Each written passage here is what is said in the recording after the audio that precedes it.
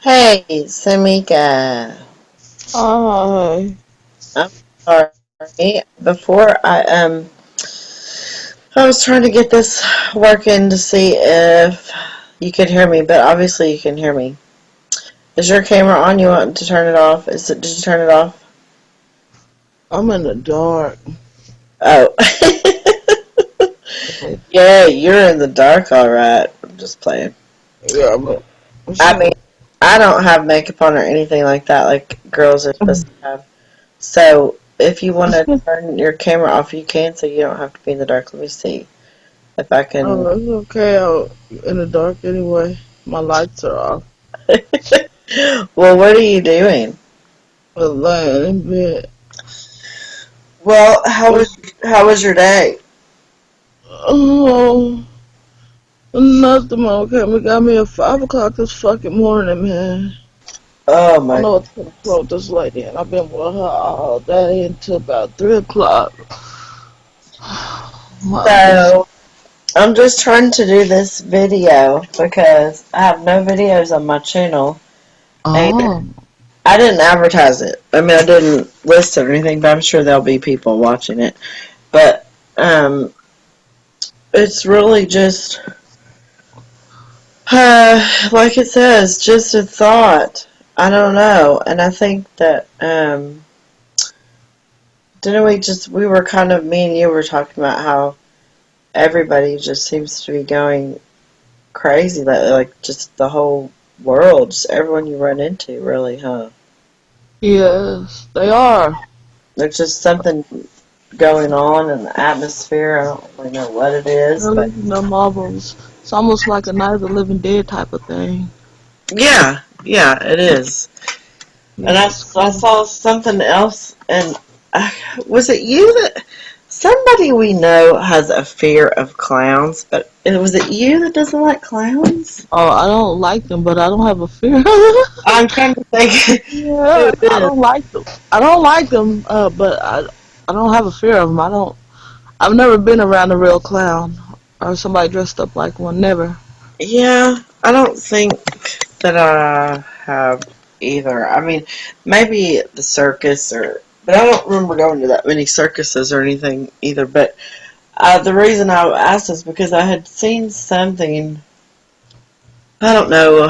I saw maybe a couple of videos about clowns in general, but clowns. Maybe it was in a wooded, like in the woods or something.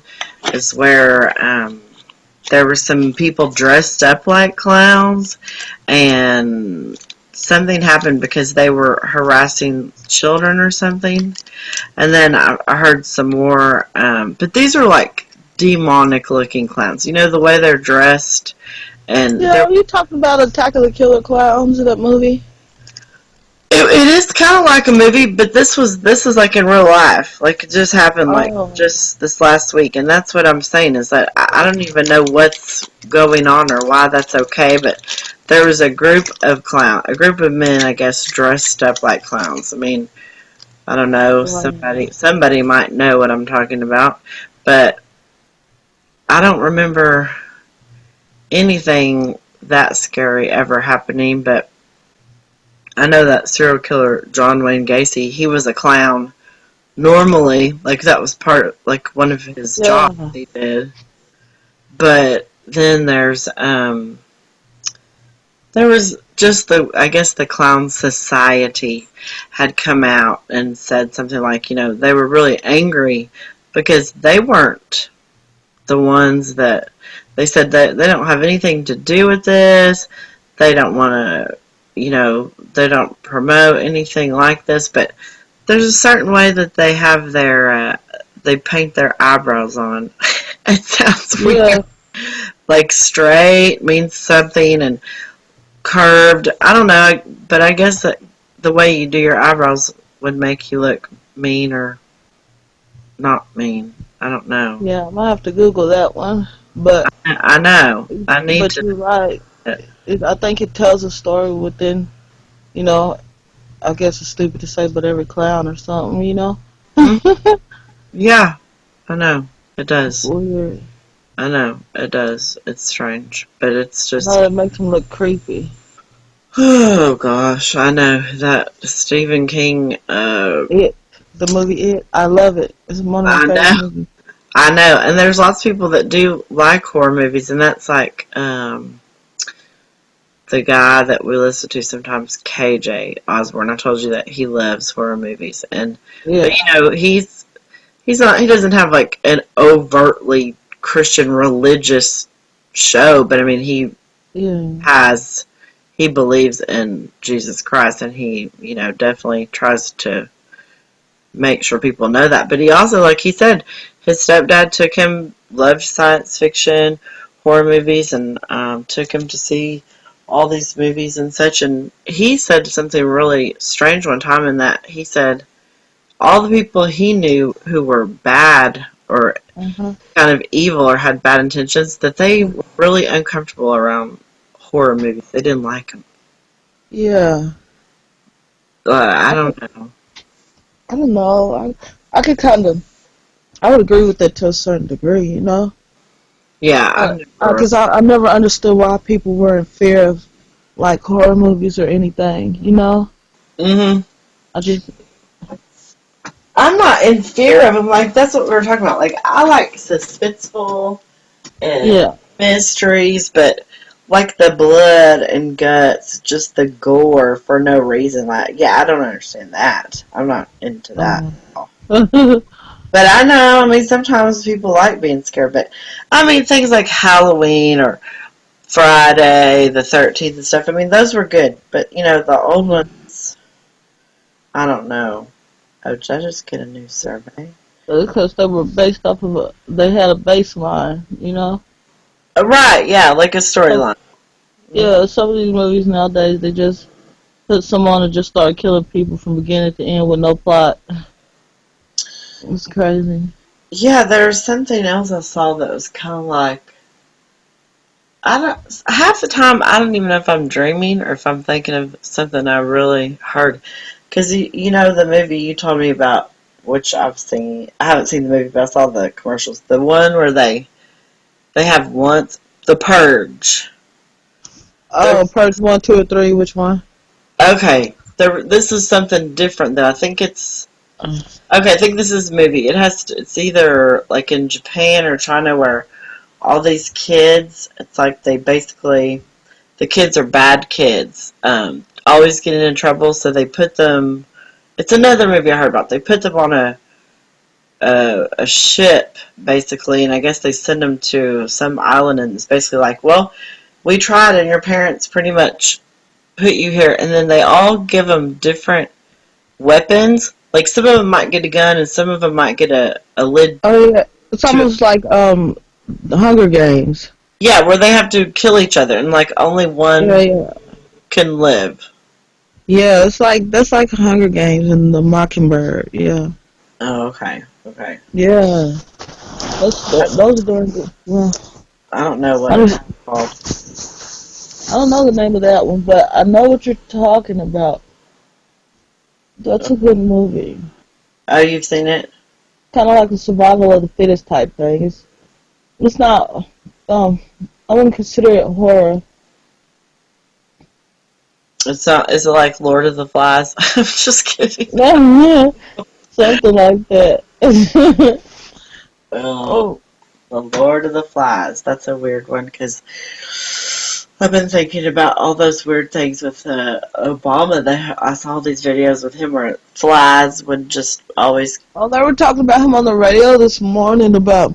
I ain't one with my mom. It was like almost 5 o'clock, 5:30 this morning. Driving her to Sanger, saying somehow people people were saying Obama's not African American. How he wasn't even born over here, and yeah, they were. I told you. I know. I know that I kept telling Mama, yeah, she's like, Obama's Muslim or something. He's not, It's like Indonesian. You remember that thing? yeah. Did I show you that thing with that my brother posted about that musician in the 20s or maybe before, that he was like the greatest musician that fooled everyone into thinking he was African American, but he was really like Indian, not Native American, like Yeah. from India. Did I show you Yeah. that? It's No, the, I didn't get to see that one. yeah, it's the same concept. It's like that's what I'm saying because they look similar, especially if they're mixed. I guess. Mm-hmm. Oh no. I guess they could.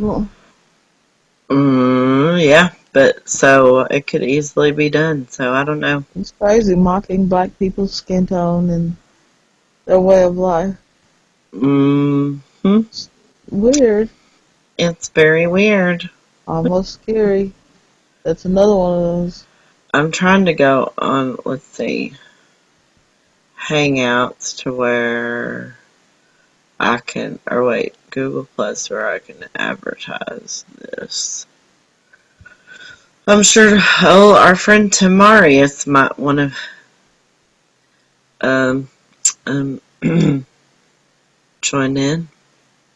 So, uh, did you get off at 3 o'clock today?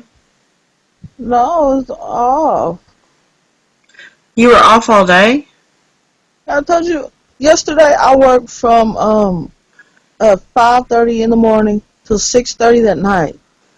Well, I'm just. And fuck, it was crazy. All day I had to work. For, I'm talking about 13 hours. No break, no lunch. Then 13 my hours. mom calls me.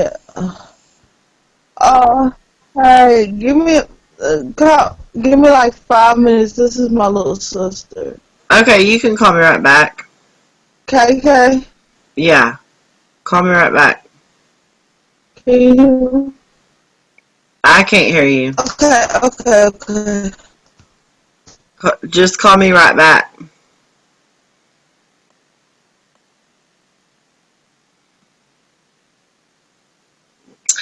Okay, people. So I'm gonna try to go on Hangouts and post this because this is kind of like an impromptu thing. I didn't know I was gonna do this. Let me see here. Let me see, bloody old chops. Yeah, my British accent. I'm always trying. We don't even want to go there because I do that a lot. That was my best friend, Samika. It's kind of like one of those. No, I'm not gonna say a Gail and Oprah thing because it's definitely not.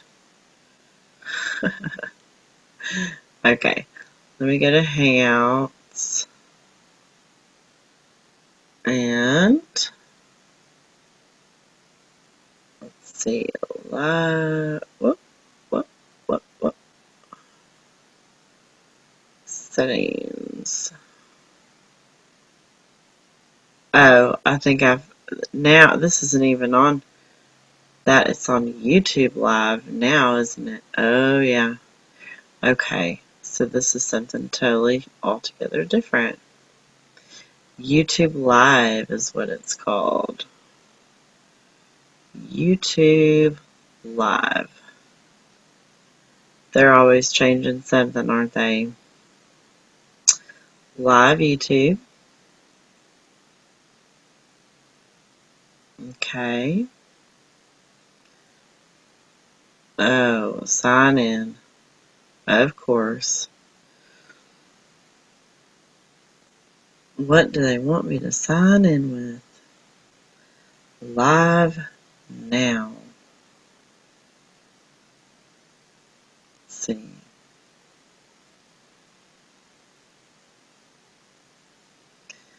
I'm looking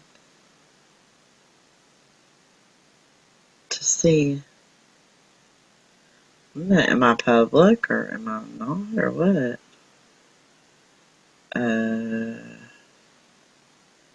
Let's see. Look for it. Just a thought is the name of it. Just a thought.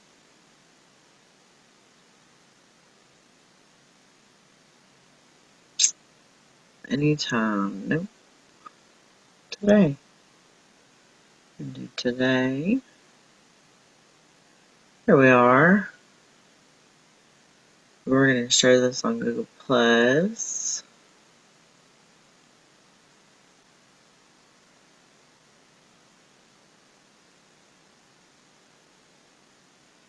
Okay.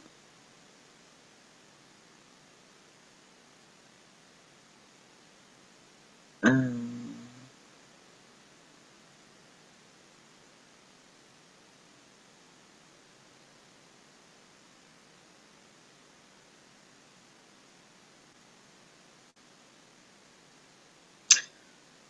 okay.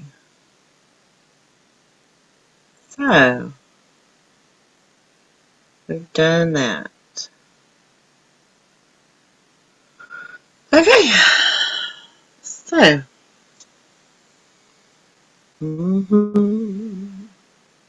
so anybody that has anything they want to say, feel free. Anybody that knows anything about this crazy, this bizarre clown thing. Let's see if I can find that. Let's see. It's just something I saw that was kind of odd. Let's see here. You never know what's a psyop nowadays and what isn't. But, let's see. I know one of them was like probably the Kev Baker show or something, and they didn't say much, but it was pretty. Let's see. Clowns are luring kids into the woods. Okay. Over 30. Okay, clowns trying to lure children into the woods. Okay, this was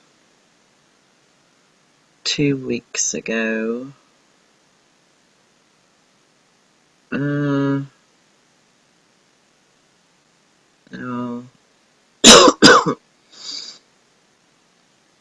I don't know why I'm just not hearing this.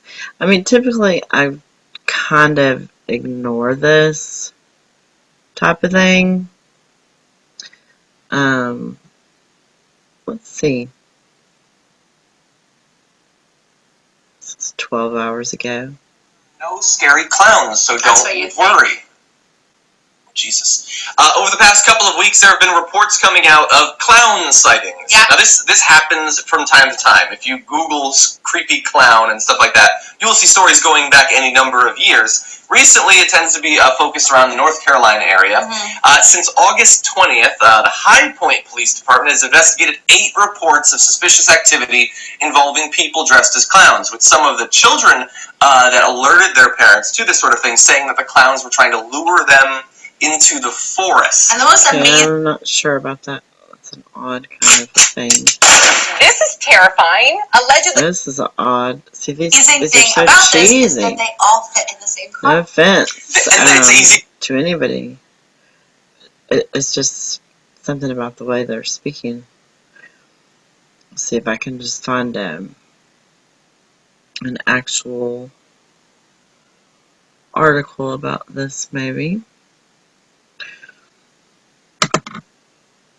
Clowns lure kids into the woods. And now, I am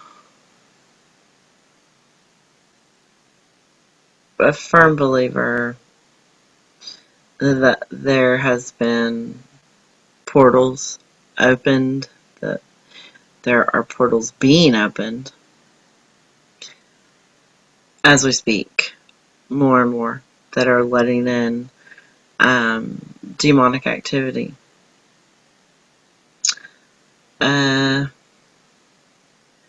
And I think this just kind of goes along with it. Okay, so here's an article 9 hours ago.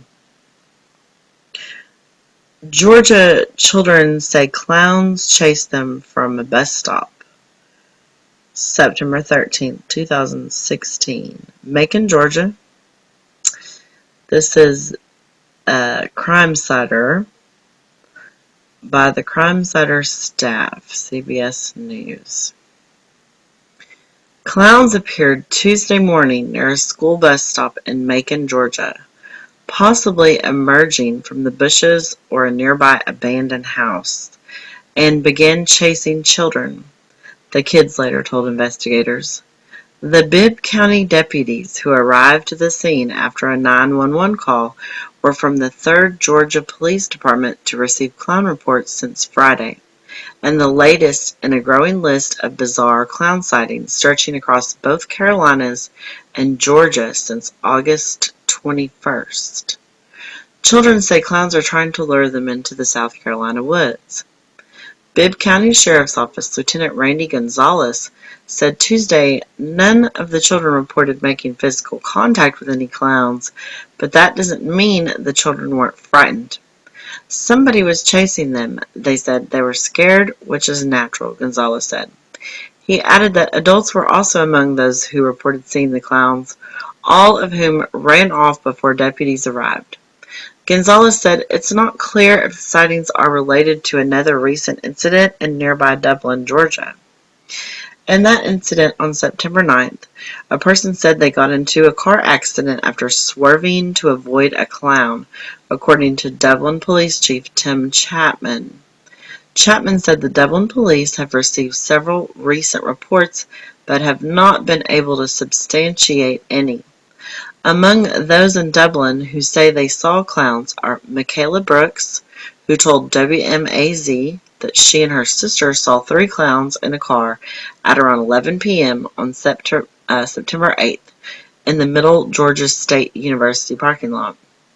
A car came up behind us and parked. I didn't think much of it until my sister started freaking out, and she told me they were dressed as clowns, said Brooks. We could only see part of them because they were parked to the back of us. You could see the big hair. More than an hour away in LaGrange, Georgia, police posted to Facebook Monday that they received several calls about clowns in a van in wooded areas trying to talk to children. This behavior is not cute or funny, the department posted. Understand that if officers see this behavior, you're going to have a conversation with them, and if applicable, you may face criminal charges. Okay, so there's a story August 29th, September 6th. This is North and South Carolina, Greenville County, that's in Carolina, Winston-Salem, North Carolina. This has apparently been going on, seems like since late August, North Carolina and South Carolina. So, not real sure. I'm going to look into that some more. Was just curious. It's kind of a bizarre type thing. I think I'm a little... I wouldn't say that I'm scared of clowns per se, but definitely kind of, well, let's just put it this way, if one was behind me, I'd be terrified, pretty much. Be terrified. Let's see. What is the... Okay.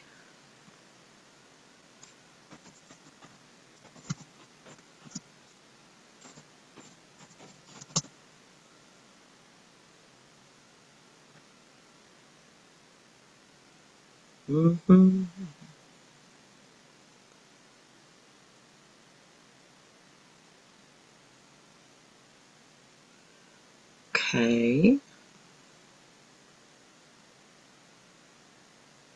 I'm not sure what it is that I'm trying to do here. I'm sorry. Okay.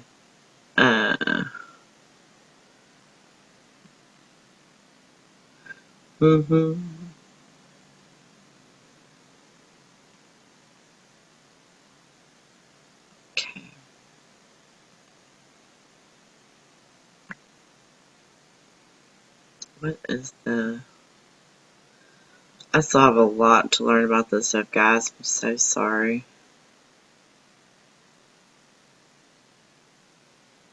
A lot to learn about it.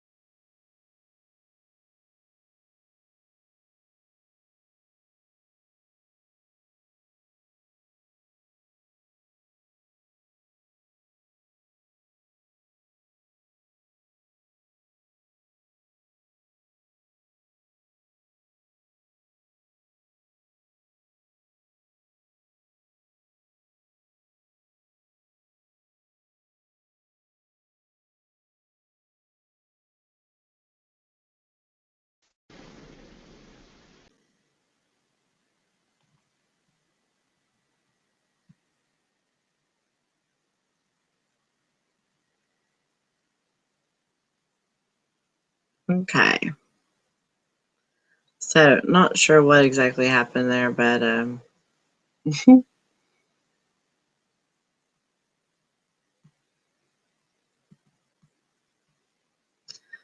now we're back on track.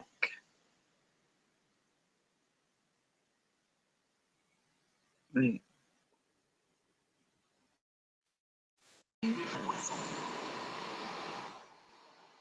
I don't know about this.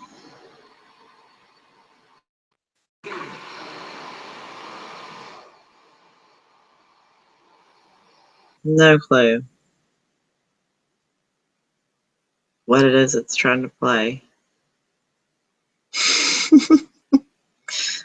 Bizarre.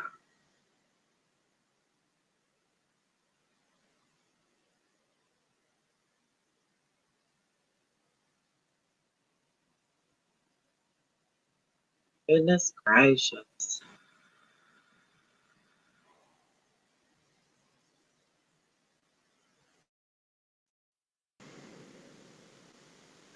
I know what it is. It's this media player. My PC.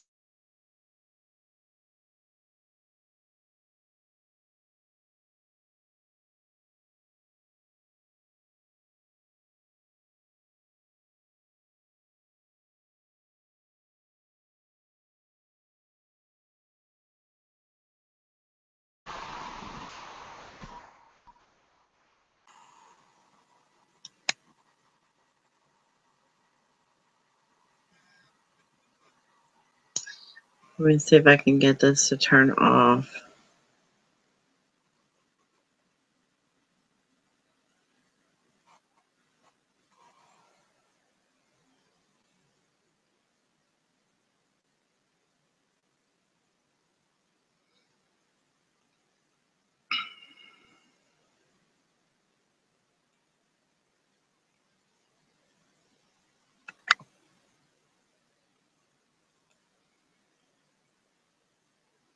Okay. Oh boy.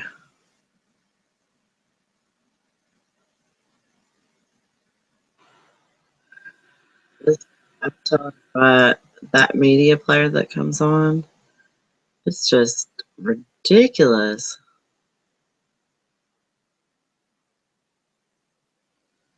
It is ridiculous. Mm-mm-mm.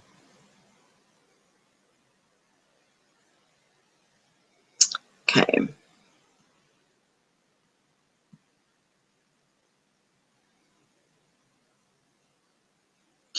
So, I'm going to go ahead and do the chat.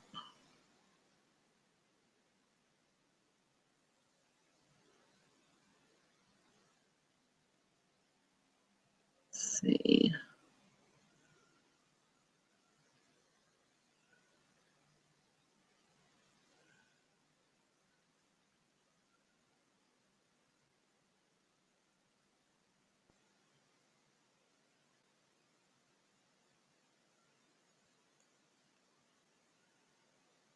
Posting this.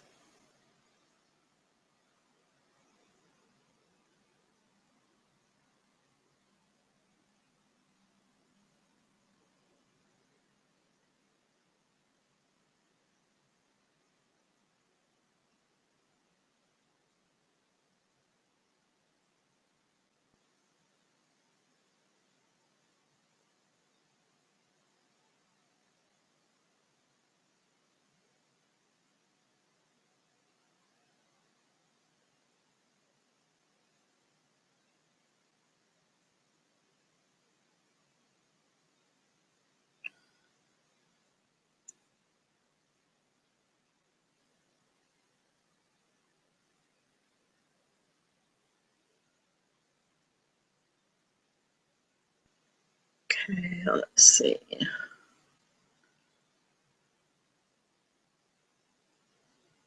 And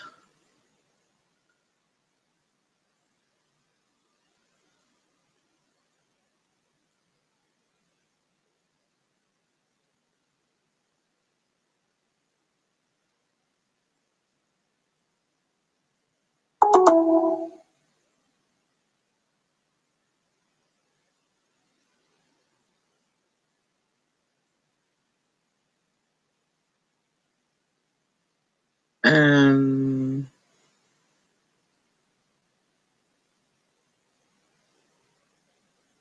mhm.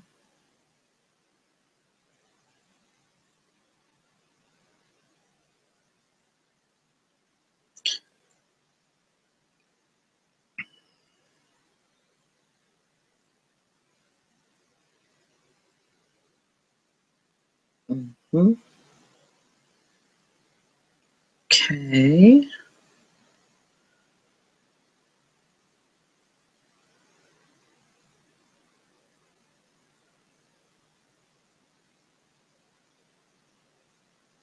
Well,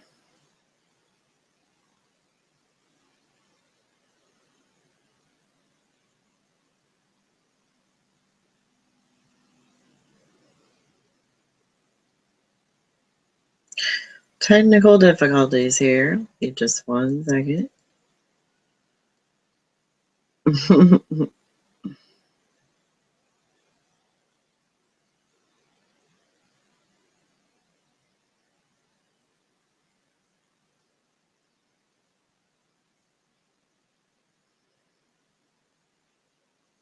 Okay.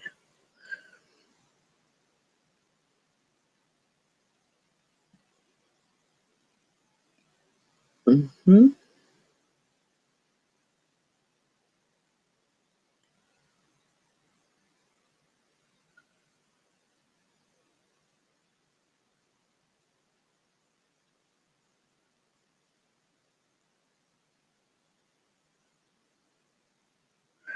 We're the same, oh brother.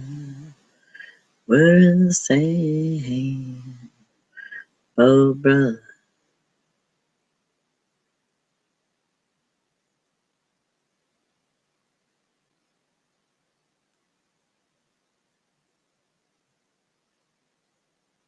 Okay.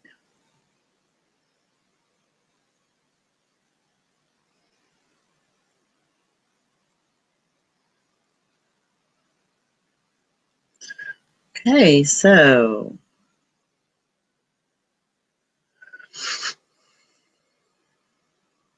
like I said, this was just impromptu. No big deal. You guys wanna give a chat? We're gonna try to call in, no problem. If you're interested, you can send me a message on Google Plus, and I will give you the link. Let's see. Should be able to post the link here. Let's see.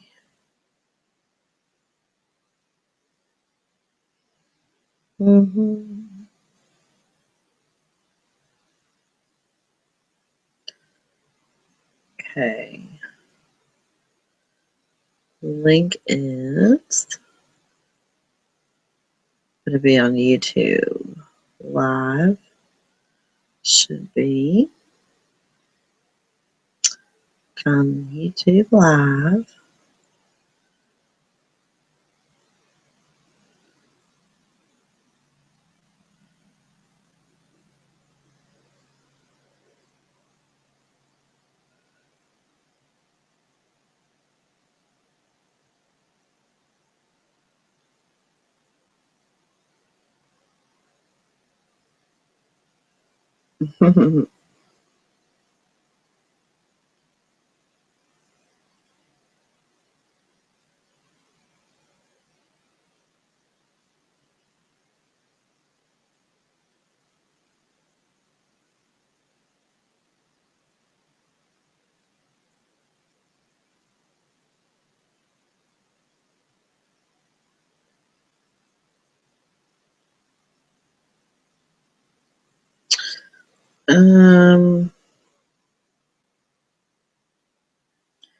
Should definitely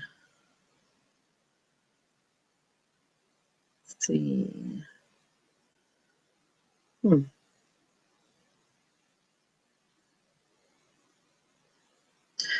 It's odd. It's not showing on just regular YouTube. Let's see.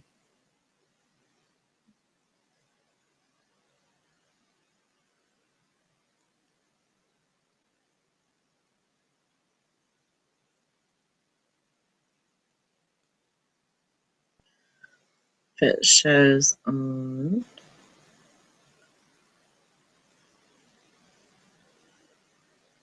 Okay, I got it.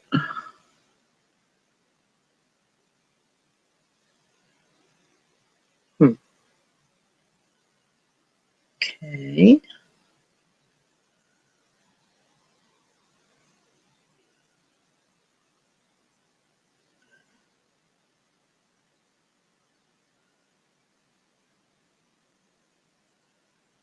Um,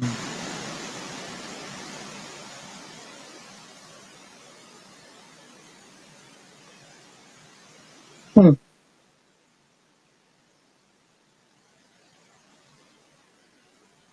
Interesting.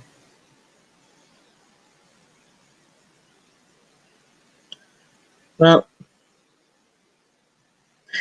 that's on YouTube Live, whatever the difference is. I don't know.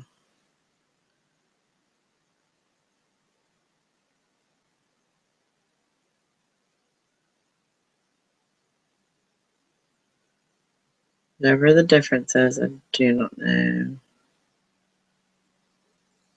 Let's see.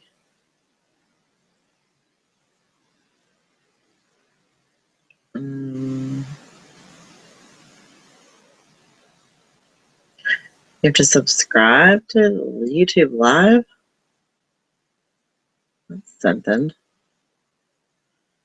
interesting.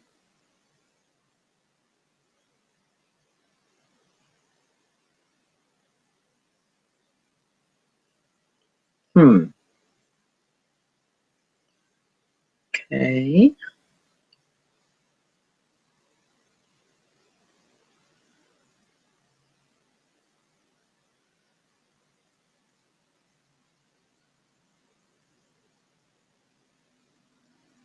See if I can find the link.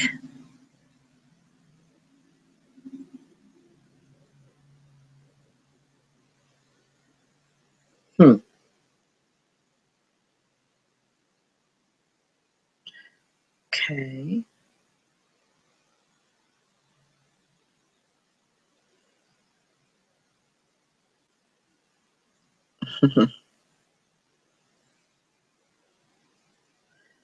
I bet we just go to the internet. YouTube Live. Okay.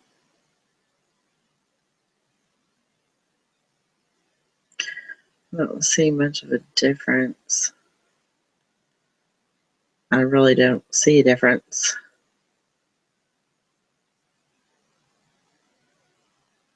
at all.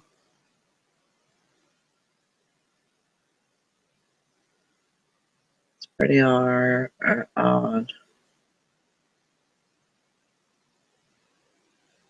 Hmm.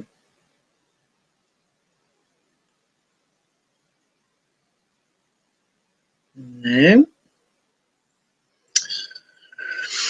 Hmm.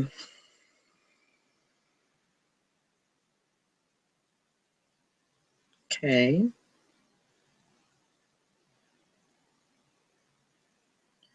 So maybe I go to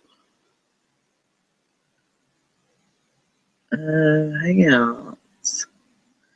Open.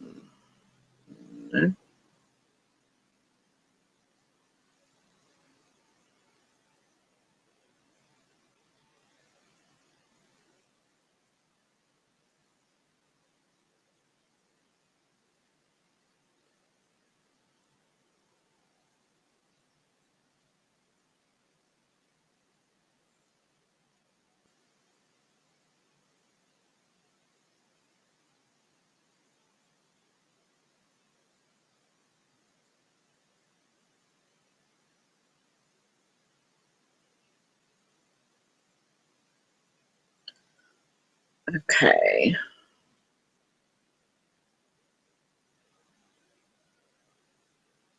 So let me try this.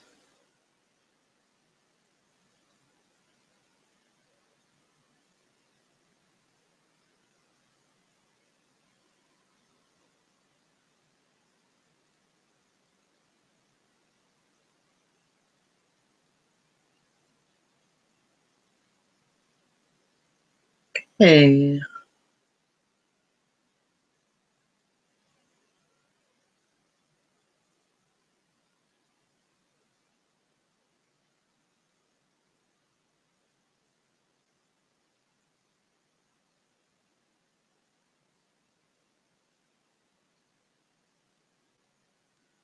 This should probably work.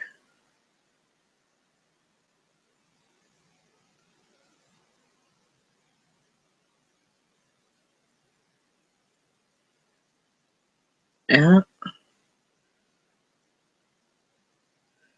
Okay, that should probably work. Okie dokie. Now, let's see.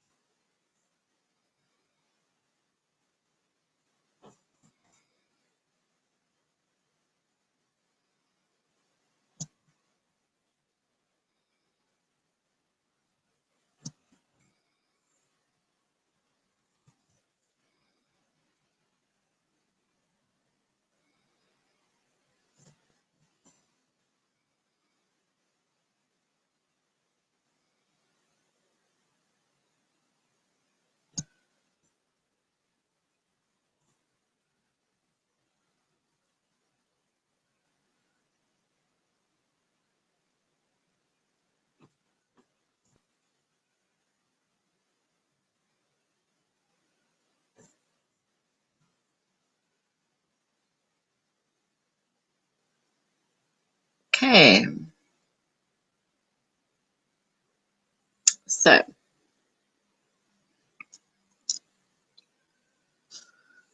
we talked about the clowns, some of those issues. Some more issues I wanted to talk about were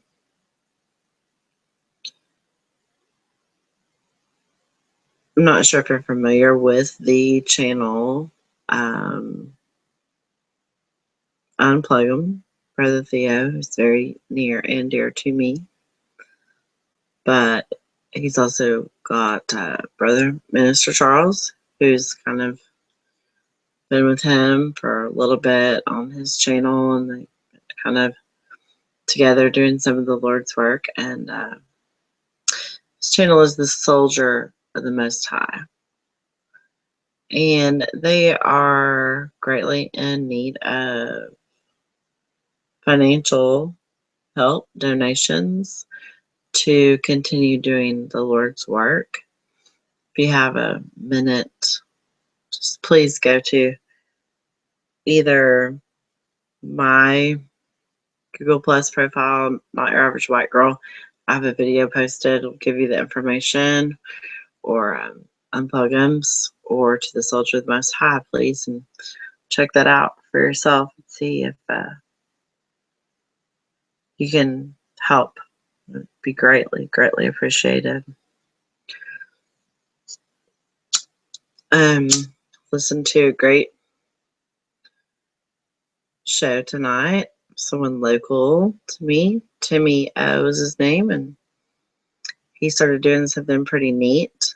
That was the first night where he's reading out of the Old Testament and then again out of the New Testament. Kind of for people who aren't, maybe just beginners, or maybe those who are veterans. Who knows? I think it's a real great idea to go ahead and read both of those, because sometimes it gets real confusing, especially when you're new to your relationship with Jesus Christ, or and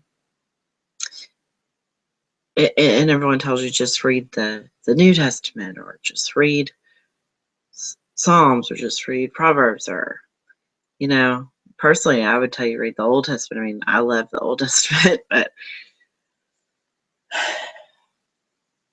something I've heard from several people I agree with is that it's not the quantity of the word you read, it's the quality.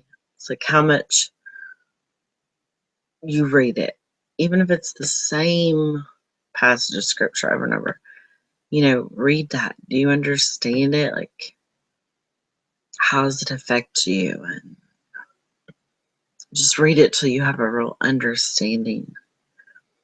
I think that's one of the greatest things about the word, is that it never ceases to amaze me just how something can jump out at you and seemingly always at the right time, and how those certain passages just stay with us forever. It's all etched on our heart, I think, anyway. I know it is on mine, but it's interesting to me how some speak to others more than say something else. Like I love the book of Isaiah, and I love the book of Daniel. Just so many things. It gets me really excited to even speak of it. And then there's books that I've yet to really explore the way I should. I have quite an old Bible, and it is a Bible that I really, really enjoy reading. It is an older Bible, though. I haven't found a date, but it's made by the A.J. Holman Company. Not sure who all knows, or if there's someone out there that knows about that. It's a Holman Self-Pronouncing Red Letter Edition, the Holy Bible containing the Old and New Testaments, and the Authorized or King James Version is what it says. I got this at Goodwill. Or no, sorry. I got it at a place here where I live called the Mini Mall, which is kind of an antique place. And I look for Bibles in these places a lot, definitely do. I like old Bibles. Let's see. Well, we can go ahead and read something. No one has any requests or anything themselves. Let me go ahead and just do that thing that you do when you're kids and just kind of see where the book opens to, huh? Let's just close my eyes here and I'll just open it. Well, I didn't intend this whatsoever, but it did open to Revelation. So, let's go ahead and read Revelation of St. John the Divine, chapter 2. What is commanded to be written to the angels, that is, the ministers of the churches. Unto the angel of the church of Ephesus write these things, saith he that holdeth the 7 stars in his right hand, who walketh in the midst of the 7 golden candlesticks. I know thy works, and thy labor, and thy patience, and how thou canst not bear them which are evil. And thou hast tried them which say they are apostles, and are not, and hast found them liars, and hast borne, and hast patience, and for my name's sake hast labored, and hast not fainted. Nevertheless, I have somewhat against thee, because thou hast left thy first love. Remember therefore from whence thou art fallen, and repent, and do the first works, or else I will come unto thee quickly, and will remove thy candlestick out of his place, except thou repent.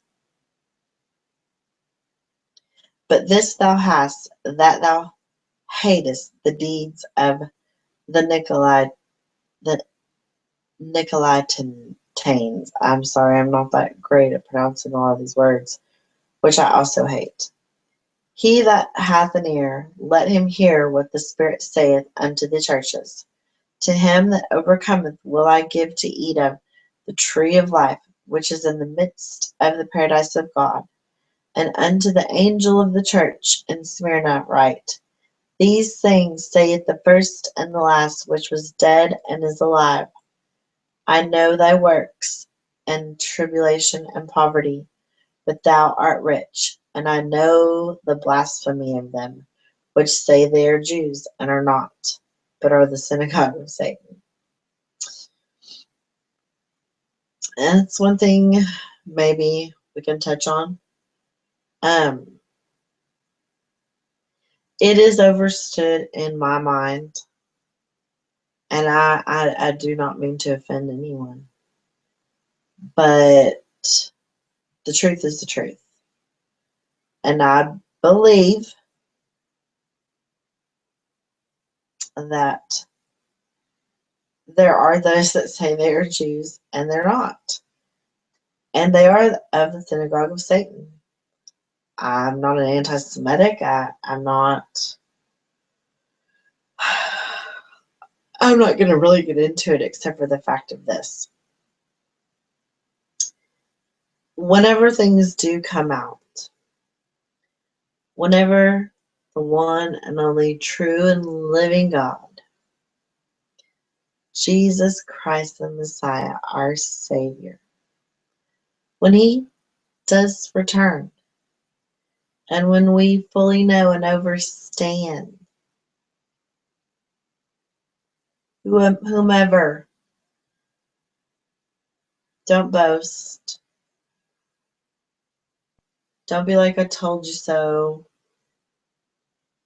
No huffing and puffing. Let's just get to work and do what needs to be done, right? There's really no need for discussion about it. But it doesn't make you much different. All sin is the same, and haughtiness and pride and ego, those are all sins or spirits, correct?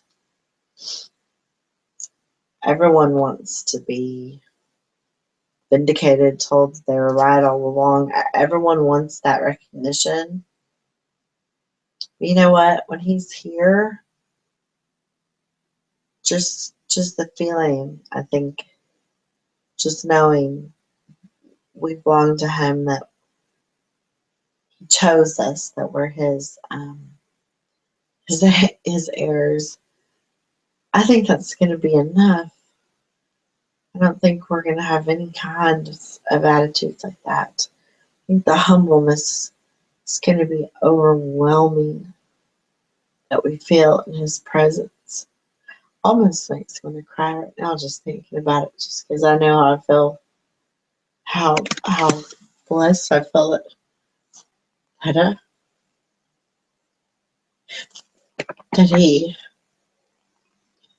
He's my Lord and Savior, and that He gave me the most amazing gift, and I accepted it. Yeah, so let's go on. Let's find something else to read, shall we? I mentioned I love the book of Isaiah. You know who else loves the book of Isaiah? Boy, I don't know about copyright infringement, but I would love to play you a song right now. Actually, it's a song that my brother redid. It's by a man named Washington Phillips. Was an old black guy. It was like blind. He created his own instrument called an Osceola. Real cool. When we were young, we used to listen to him. My brother has not redone, but has sing some of his songs, and one of my favorite songs ever is called Paul and Silas in Jail. This gets stricken for copyright. I don't know. It does. But I'm just thinking of that song right now, and I really, really just would love to play it for you. And so I think that's what I'm going to do. And excuse the audio. I don't really know how this is going to work out, but let's see. Find a good recording of it here. Let's see.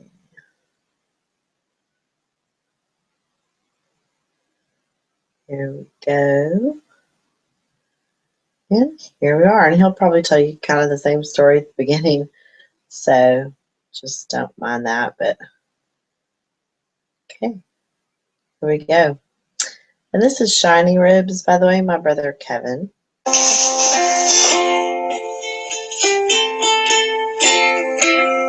There's an old song by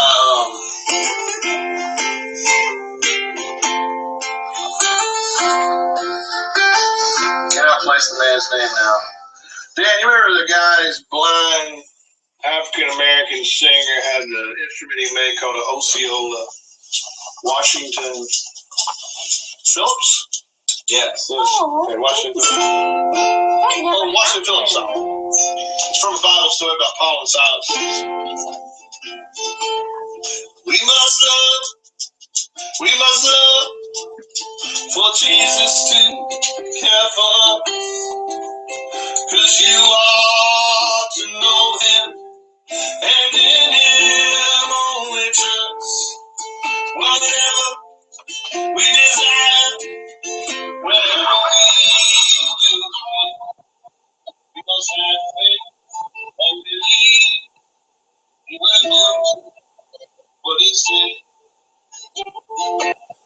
Oh God, and silence, and the Philippian nearly was stopped, since they were living in Jesus. Sorry about that. That's that stupid media player again. So I'm going to go ahead and start this over.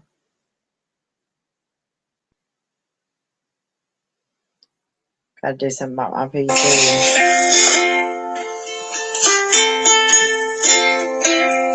Here's an old song by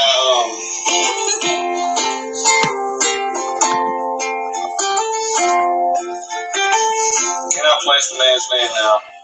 Dan, you remember the guy, this blind African American singer, had the instrument he made called an Osceola Washington Phillips? Yes. Okay, Washington Phillips song. It's from a Bible story about Paul and Silas. We must love for Jesus to care for us, 'cause you ought to know him.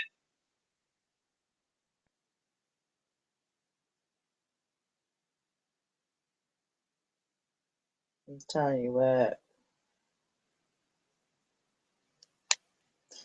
If everything just goes correctly for me today, if it would. Try this one more time. There we go. Here we go.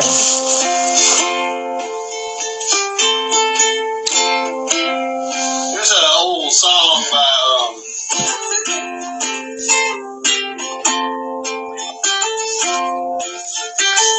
cannot place the man's name now.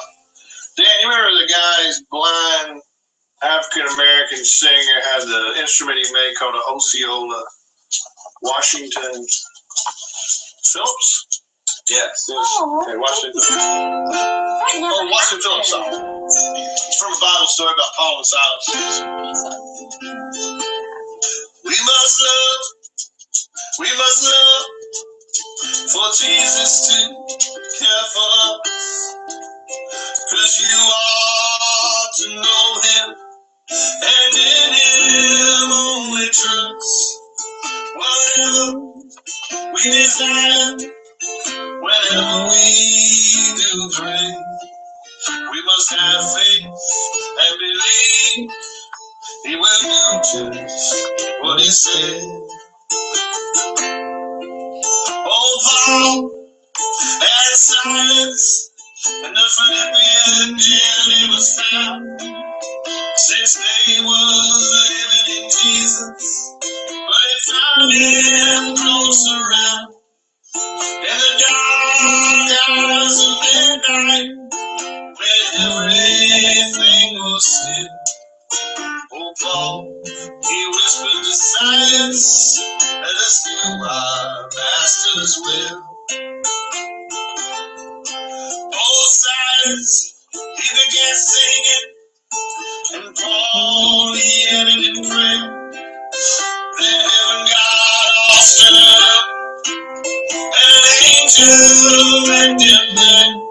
Then the jail doors all flew up, jail thought they was all gone. Then he pulled out his soul for to kill himself. Paul said, don't do yourself no harm. And he sprung out into the room and turned on the light for the gates. He replied to Paul and Silas, what shall I do to be saved? We are one Christ, chosen men, seeing that the jailer was in fright. Oh, Paul, he just told him, believe in my Savior, Jesus Christ. I'm going home, I'm going home, I'm going home on the morning train. If I happen to be too late, I sure to never fit. I'm leaving this tired old body, I'm ascending those golden steps. Oh, the place that they call heaven, I certainly must be there.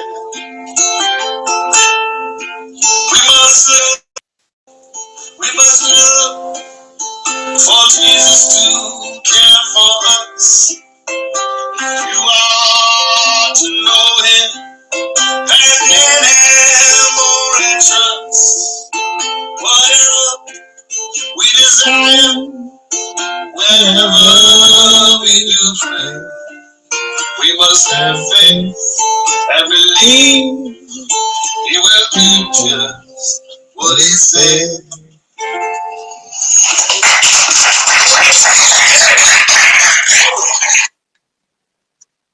So yeah, that was a great song there, wasn't it? Washington Phillips, like I said. And let's see, we go ahead and we can play another song, maybe that by my brother, Shiny Roots, Kevin Russell, that we might like to hear.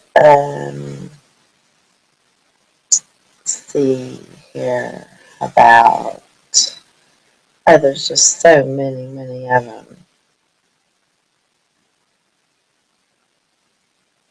So many of them that are just great. Brother's been a musician for, well, most of his life.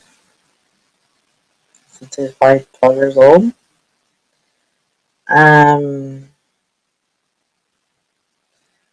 Probably by the time I was in 3rd, 4th grade, I started going on the road with him.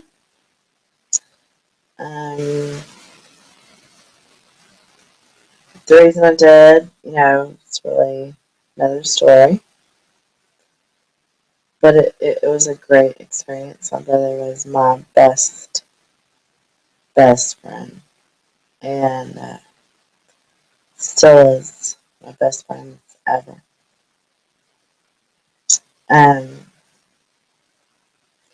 He's very, very happy with what he's doing now.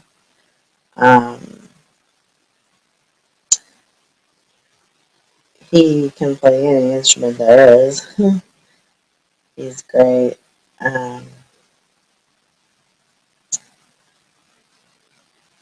About to come out with a new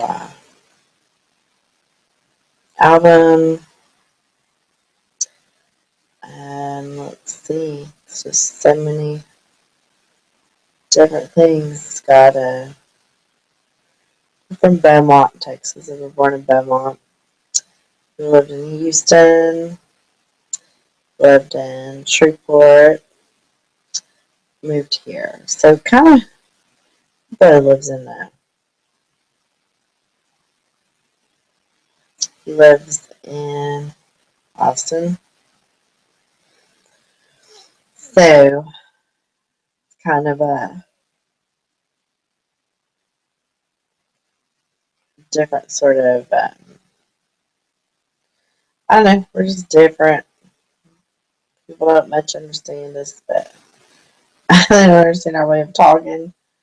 They don't understand a whole lot, but this is about being where, just cultural things, because we're all basically the same when it all comes down to it. So, he does some covers of some great, great gospel songs that I just love. And I think I'm going to play one of those right now. And it is called God's House. One of my favorite ones that he does. Let's see here. And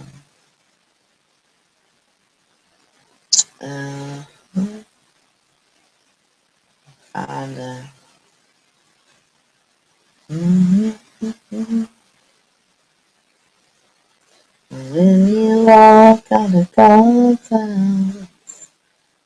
Sure love it. Okay. Let's see here.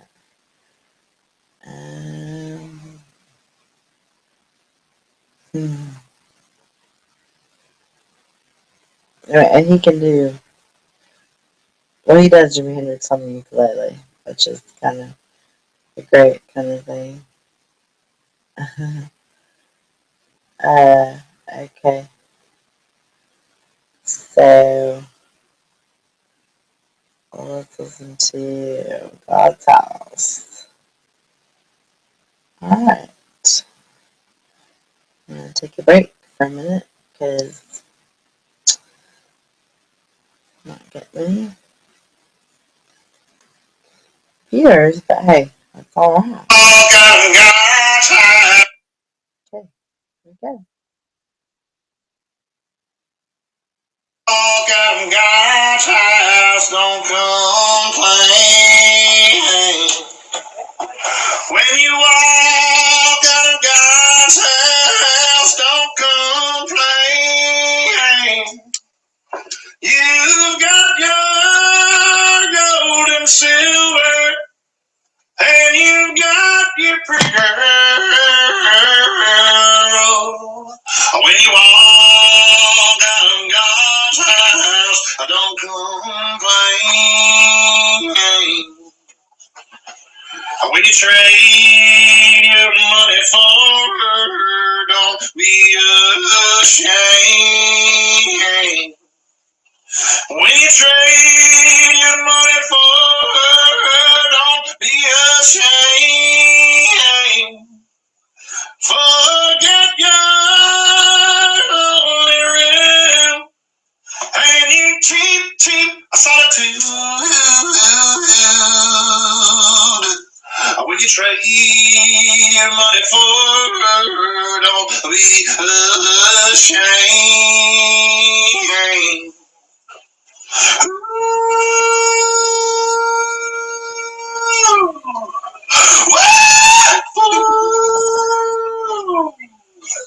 When it's hand that falls to guide you, don't be afraid.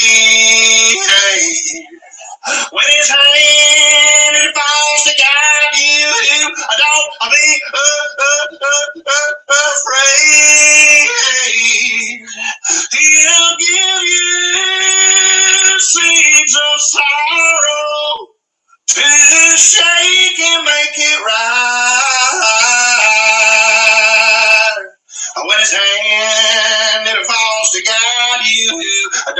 be afraid.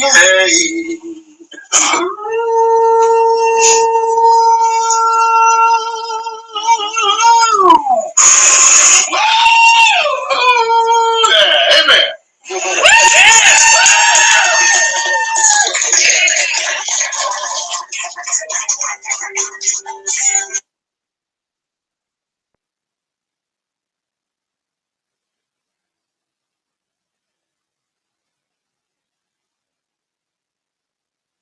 That was just a small kind of just a small little song.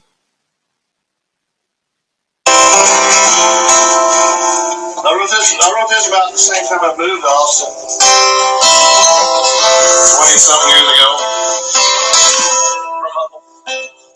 I actually moved from Dallas. I went from Humble to Shreveport.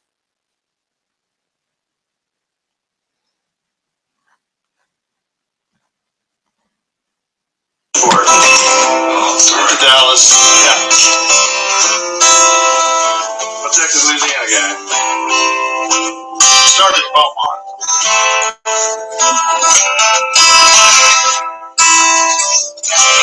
Anyway, I wrote this in Austin. And I kind of forgot about it. I played it once before at a South by Southwest at the old Chicago house before it went away. And it made it onto some little compilation South by Southwest did. And some girls, these girls of mine, friends of mine, they Damnation, joined the Damnation. Remember those things? Great little band. The sisters, Amy and Deborah, they said, Kevin, we heard that song. It's such a good song. Do you mind if we record it? I was like, no? Oh, yeah. Please. So they sort of reminded me of it, brought it back to life. They did it in the wrong key, and it always bothered me. They did it in D. We can play a little bit in D.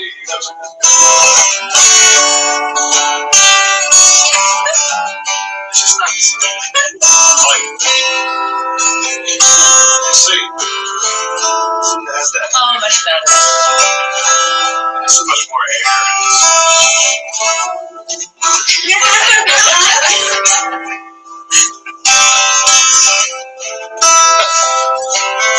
So I had to do it like I intended. But I'll always be grateful to those gals.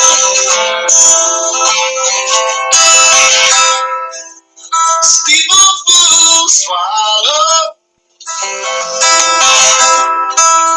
hammer in the wind, heart full my head, mosquitoes on my feet. You must be the sender. You must be the sound. You must be the reason all the lights go down.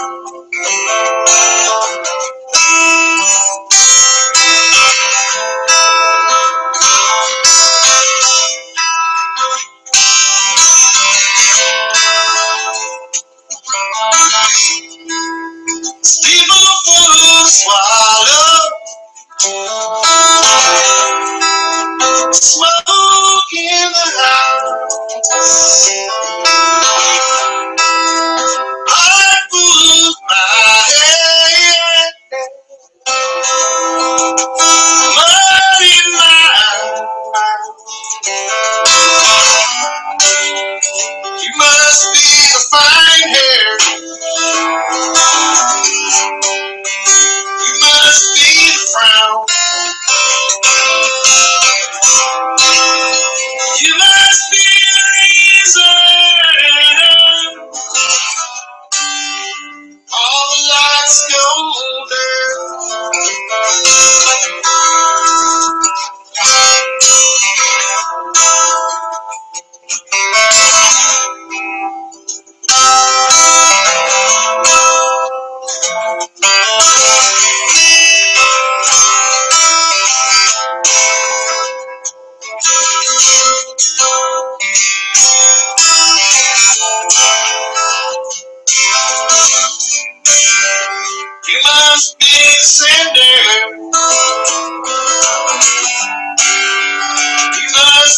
sound. You must be the reason all the lights go down. Baby, go down.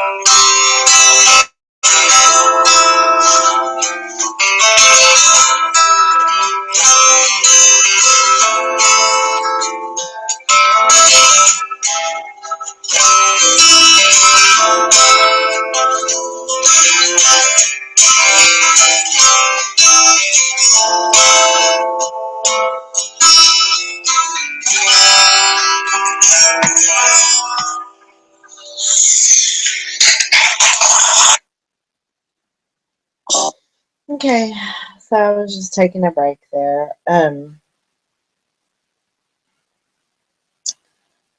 One thing I guess I haven't done is give my testimony. I,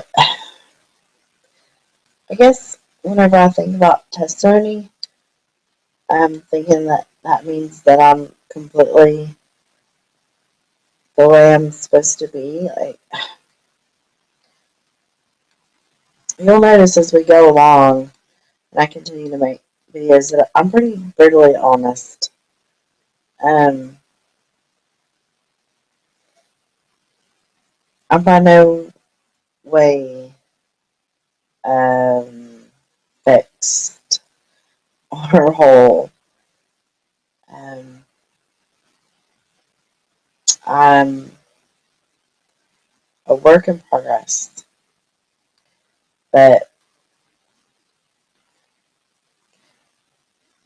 I, I would say that my testimony began probably with my first memory. I'm going to say one of my first memories. I have three memories from when I know before I had to have been a year old. Like, one of them was there was a man that my parents later told me was a preacher. Um, my family was, well, my father was Church of Christ. He was the music minister at the Church of Christ in Belmont. My mother had grown up Baptist, but they went to Church of Christ. I have two older brothers and a sister, and my two older brothers definitely were in the Church of Christ a lot more, probably even than my sister. By the time I was born, they had stopped going because of differences in personal opinions together, within their marriage, I think. At the time, there were women trying to get more of, um, play a bigger role in the Church of Christ, and my mother, of course, was for it. My father wasn't. Not that my father's a chauvinist or anything. I mean, we're talking about the 60s, probably. And for whatever reason, that it's just what it was. Well, and I also remember them talking about it just being kind of a popularity contest type, just, a little cliquish, and just wasn't really what they were about. I don't, for whatever reason, remember these neighborhood church sessions that we had afterwards when I was little that my father promises me we did. He said we started having neighborhood church. And he did like the preschool. He taught like the little kids part. And he said that when I was about 2 years old that he was reading part of the Bible, talks about Jesus' return and how the trumpets will sound and that something happened in the kitchen. Someone dropped some pots and pans and that I just stood up and screamed, "He's here! He's here!" Which is a really cute story, but I don't remember it. Um, I do, however, remember presence of Jesus since my first memory. I remember it. And I remember two very distinctly important things that kind of let me know for sure whenever I was even a baby that I had this instinct about people, and I just didn't want to go to this particular man who I later found out was one of the, I guess he was the minister for the, well, what would you say, the neighborhood church, I guess. Um, I remember him reaching out his arms to me, and I remember crying and just not wanting to touch me. Um, then there was another woman who was part of my family, but she was married to somebody in my family. This was when I was a baby as well. I'm not going to say any names, but I remember like being terrified and not wanting her to hold me. Now, this was the only time I ever even saw her my whole life because they later, divorced pretty quick after that, I guess. My other memory that is so dominant in my mind, I've never forgotten, is being little, probably 1.5, 2. We had bunk beds, my sister and I was in the top bunk. And I remember nightly, like, hovering over my body. I guess, I learned later that that's astral projection. I don't remember the beginning of it or the ending of it. All I remember is the middle. And, like, me being above my body and knowing I was out of my body and just kind of floating around my room looking at myself. And I always remember smiling and being happy. And I remember having, like, the knowledge of Jesus' presence. Now, I remember always being safe, and I don't remember any bad experience. And I'm assuming he was probably there putting my butt to bed, back in the bed every time this happened. From what I've read, maybe children just have a natural inclination to be able to do this. I've never tried to do it as an adult. Not to say that I was interested in those things yet when I was younger, or I haven't studied them or looked into them. There was always something that kept me from proceeding with anything like that, or remote viewing, or um, anything of that nature. And I'm not going to tell you that I have some foundation, like great foundation in Christ, because I was the youngest, and as much as my parents tried, I'm sure, I think they just didn't realize that I had no grounding or footing in a biblical life, in not spiritual, I can't say, like that just came natural. I was always very in tune spiritually. And I never remember doubting that Jesus Christ was real, that he lived, that he was the Son of God, that he died on the cross for us, and that he was resurrected 3 days later. I don't ever remember doubting that. But as far as the semantics and the actual complete story and the technicalities of the story, I don't know how old I was when I learned all of it. I remember always knowing inherently when things were evil, but I remember getting older and thinking that psychic ability could be of the Lord, that people could be psychics and be helping people because of the Lord. I remember being confused about ghosts. Um, when I was 12, I had a rat named Gandhi. I was reading Plato, Aristotle, and things like this, probably fourth grade or so. Um, I was very imaginative. My favorite favorite author, oddly, was Ernest Hemingway. I remember A Movable Feast. I loved that. All the things that seemed like just wrong and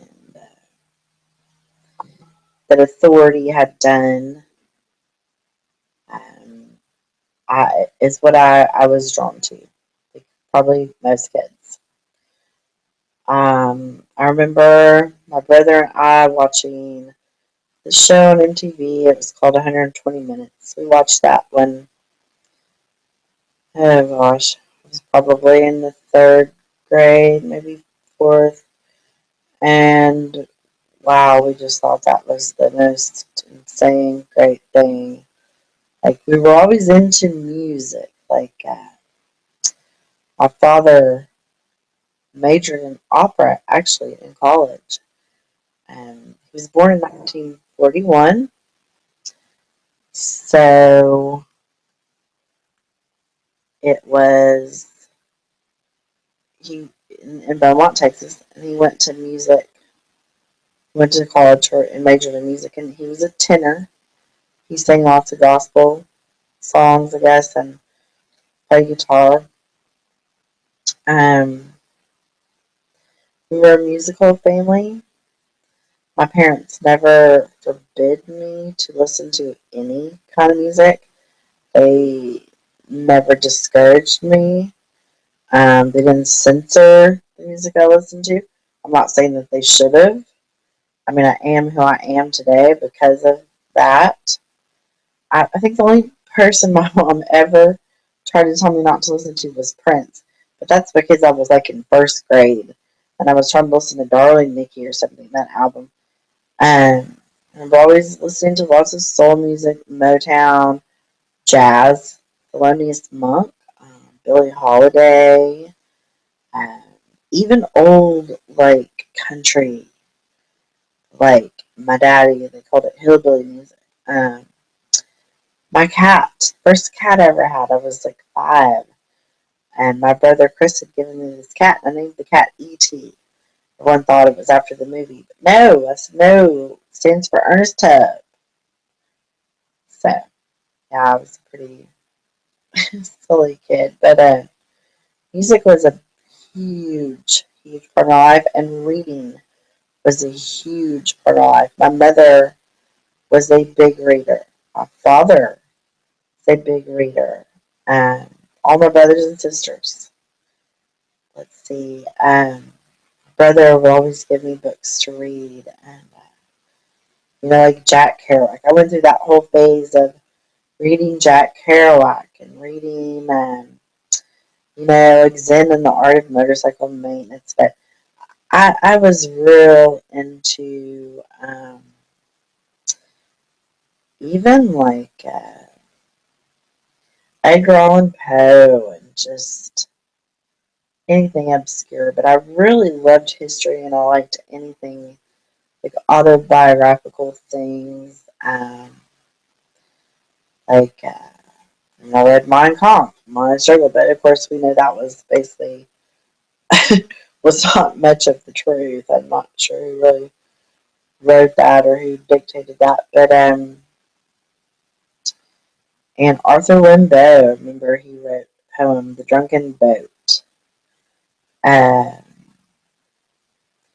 but I loved Hemingway. I loved Greek mythology. I loved just anything that I could read.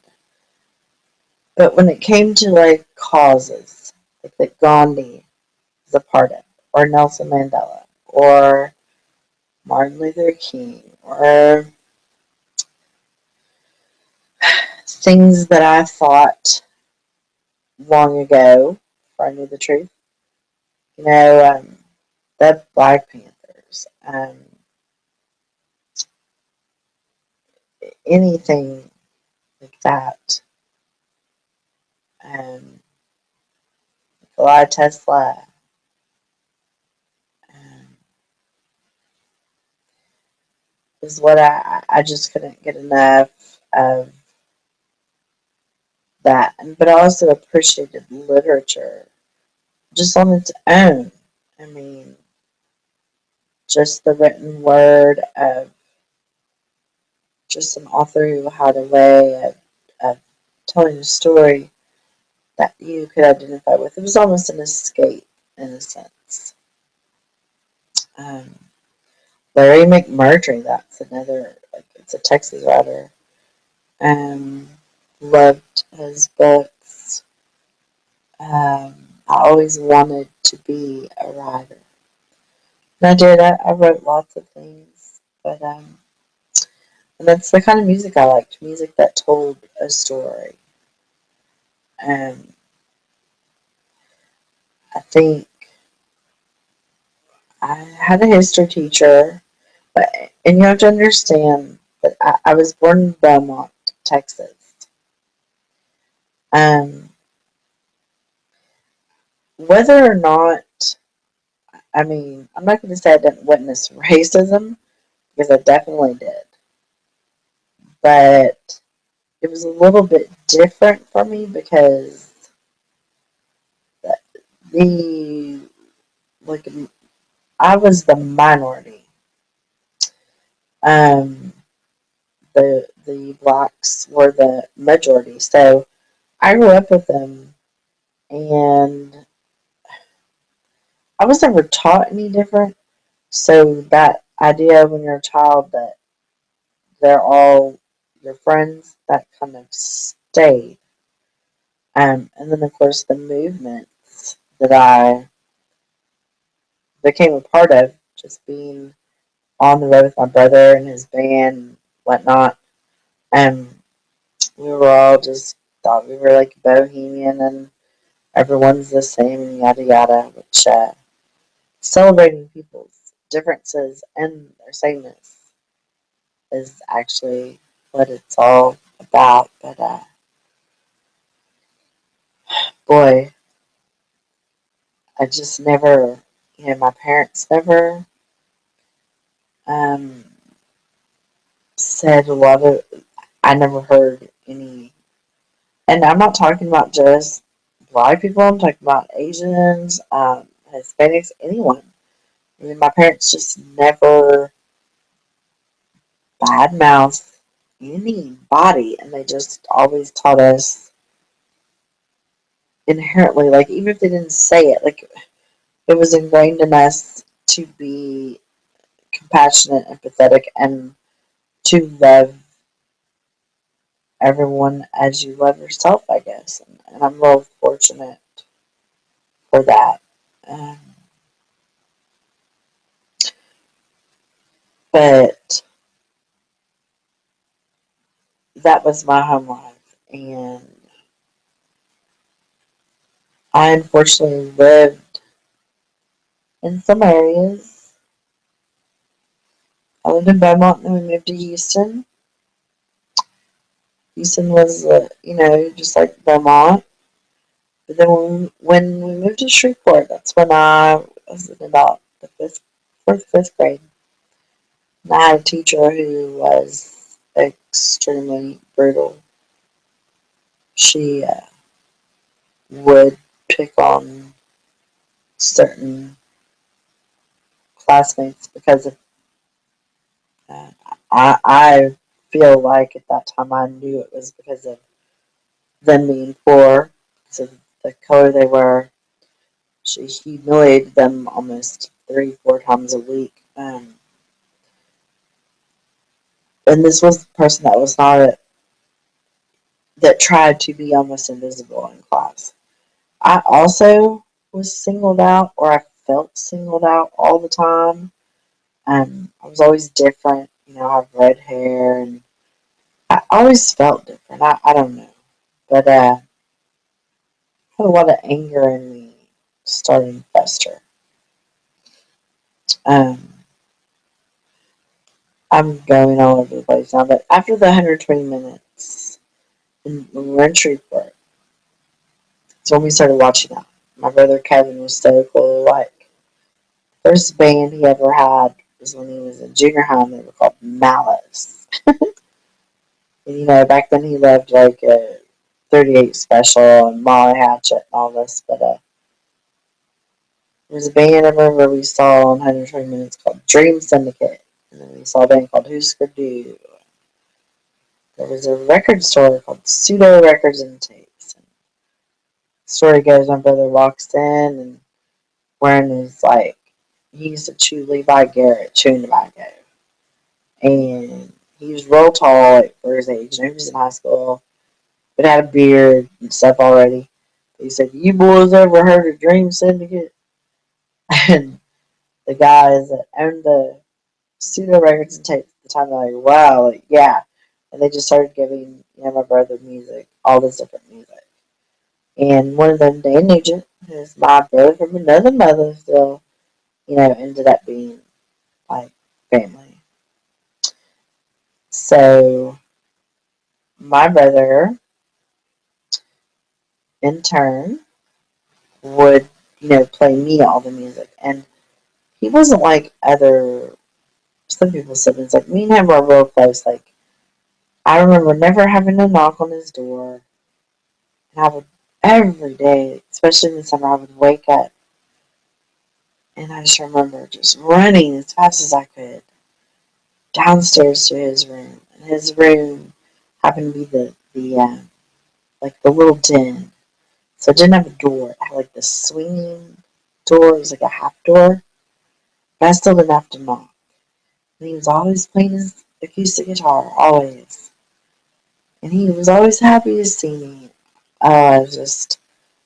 We just spent days, just hours, just listening to just music.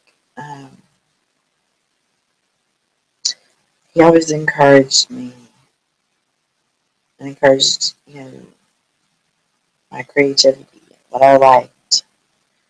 Um, he would pick me up from school, this old Nova my papa had given him. One day I remember he picked me up and played Black Flag, and it was like authority, and it's like a bad word, and it's like, oh. So I'd found my niche. I was like punk rock. I listened to a lot of melodic punk rock, but I was really into a lot of that, excuse me, more angry type stuff. And that's kind of how it followed suit. And my brother started a band called the Picket Line Coyotes, and I was very fortunate that he was surrounded by just wonderful people. I mean, because I was on the road with him in bars, and I was young. Um, very intelligent people. Um, and whether or not they were believers in Jesus, I don't remember many conversations ever about religion. I do remember a lot of open mindedness, not closed mindedness. And I do remember camaraderie and like fellowship as far as like friends are family almost. Like those values that like, I learned from those people, yeah, those were real important. Um, then of course the more I read a lot about civil rights and things that have gone on. I had so many friends that were experiencing things when I was younger. So when they still showed like roots in your classrooms. Mm, Why? Why would you show that in the classroom? Um, I remember feeling real angry about the country and what had taken place. Um, I didn't understand it. And like everyone, I was fooled. Back then, of course, I believe the left was more liberal in the sense that they accepted everyone and were trying to let people be who they were, right? Whereas the right had the reputation of being just the opposite. My father was a Republican. Um, took me many, many years to figure out that in theory, Republicans actually believed in less government interference, less laws, and letting states, you know, run themselves, so to speak, without big government interference. And the left was actually the machine. Now, of course, we know the whole thing's the machine. But I even feel like punk rock was contrived, that it was used um, to make you feel some type of way. Of course, we all knew the Sex Pistols were created by, what was the guy's name? Mick. They found them in the clothing. They hung outside of the clothing store in England, and like Sid couldn't even play the bass, and John White and like Johnny Rotten was pretty much the only, well, the one with the most talent. But they kind of just put them together the way they do boy bands now. You know, dressed in a certain way, whatever. But it's still one of the greatest punk rock albums ever, ever. Um, so I definitely started going through a phase where I listened to a lot of the Beatles. Unfortunately, this is what you get taught or what you see from. If all you do is read books and you think you're learning something that no one else knew. And my parents, like I said, they didn't discourage any of this. My dad taught me a lot about anything if I asked him questions, but they did not try to form my opinions for me. um, unless they thought I was absolutely wrong, which has only been a few times. Well, my father told me to be very careful, especially about Jewish people, or that anti-Semitism is not okay, and things of this nature. My father's role, it's another story. But he's right, and he's a very brilliant man. He's very smart. Um, I had some demons, And some things happened to me when I was very young, haunted me, followed me, that caused me to identify with the underdog, I guess. And that also caused me, even though I was on a quest to find out who I was, I don't think I believed I was good enough for Jesus Christ. I felt like I was on a journey to become who I needed to be for Him.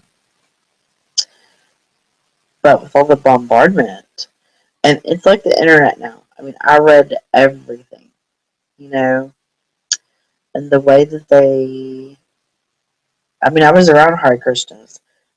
I I was around them where I lived. Didn't when I was a kid. I was on the street, Fry Street. You know, 2 colleges. I was around the Church of the Subgenius. I was around anarchist communes. See, this is all before I was even 15 years old. So I saw a very gentle side to humanity, to all kinds of different walks of life. And I started to buy into that theory that that it's, oh, maybe it's all the same God, but everyone just believes something different. Yeah, I think somehow I thought there was a place that it all fit in, but it's just learning as you go type process. Um, I've met so many normal people. I mean, not normal, but in normal, I mean, everyday people of other faiths and religions that were so kind and had no difference with, that I was very, very tolerant. Always tolerant. Never felt it was my place to judge. Never did judge. Those are principles that Jesus Christ taught. But what happens is they skew that and they try to twist that into something ugly and something that is not humanly instinctual to love one another. They try to make you love sin and promote sin and blur the lines of what is right and wrong. It's not my place to judge anybody, but to celebrate sin and debauchery, things like this. Yeah, no. Um, I remember being maybe in 6th grade, going to a church with a friend, then at the pulpit asking if anyone had not been saved, please come down. And I remember going down there and asking to be saved. I wasn't with my family. I was by myself. I remember visiting several churches, trying to figure things out, I guess. Not that I didn't believe, just, I guess, trying to find a place where I fit in. Because you see, my parents, my family, they knew, Church of Christ especially, they were taught Christmas was not really Jesus' birthday. They were taught all these things. They took for granted that I knew, but I didn't know. I mean, I thought I must have the most godless family. Because every Christmas, we never talk about Jesus. We never went to church. Nothing. And I thought, what is this about? And it's like, why don't we discuss it? And, I didn't know. Of course, I talked to my dad about it now. He's like, Aaron, we always knew what that was. We just celebrated it as a secular holiday. And, okay, you could have told me. But no, I was never really into like witchcraft or anything like that, but I remember reading a lot about serial killers at some point. I remember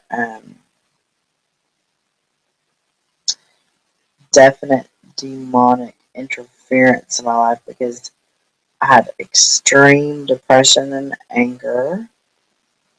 I got pretty far away from what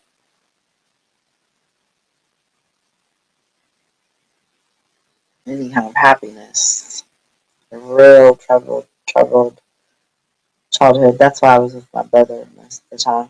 And that's why music was so important to me. That was my outlet. When punk rock became so commercialized, I remember my brother giving me a copy of Welcome to the Terror Dome, Public Enemy. That was it for me. Rap and hip hop, that became my life. Malcolm X, was already someone I looked up to so tremendously. And I wasn't one of these people that ever thought I was black or this or that. But I knew who I was. I knew what color I was. And I had other people that I looked up to. I mean, it wasn't just that. But honesty meant something to me. Humbleness meant something to me. And being able to change your mind and have an open mind meant something to me. Um,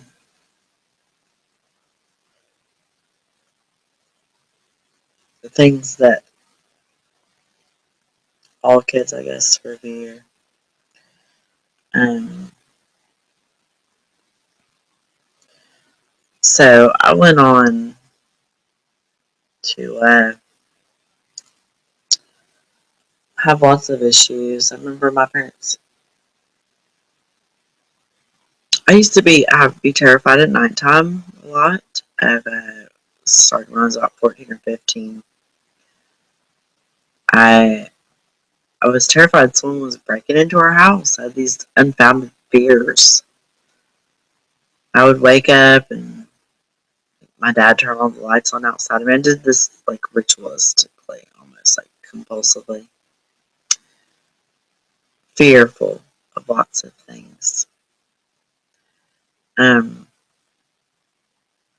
my grandma was dying, my mom's mom, and I remember one day I came home from school and my parents took me to a hospital, like kind of like a mental hospital, but it was for kids. It was one of the ones where as soon as your insurance ran out, then they let you go home. Well, it just kind of left me there. I don't think they meant to. I think this is just what the directors and stuff told them to do. I was absolutely devastated. I was there for maybe 3 weeks and then came home. And they told me that I was bipolar. Now, I knew even then, I don't remember this, but my mother said, I'm not taking that medicine. There's something wrong with me. And I flushed it down the toilet. Now, I didn't do drugs, didn't drink. I mean, I smoked cigarettes occasionally, but I didn't have any of these. I had behavior problems with my mother. We didn't get along. But I had spent most of my life with my brother on the road. Then we moved from Shreveport to the Dallas area, and my brother stayed there. And all of a sudden, it's like, well, you're not allowed to go here. You're not allowed to ride in a car with these people. And I'm like, you know what? I've been doing grown-up things for so long. How could you tell me so? I was definitely in rebellion mode. Um,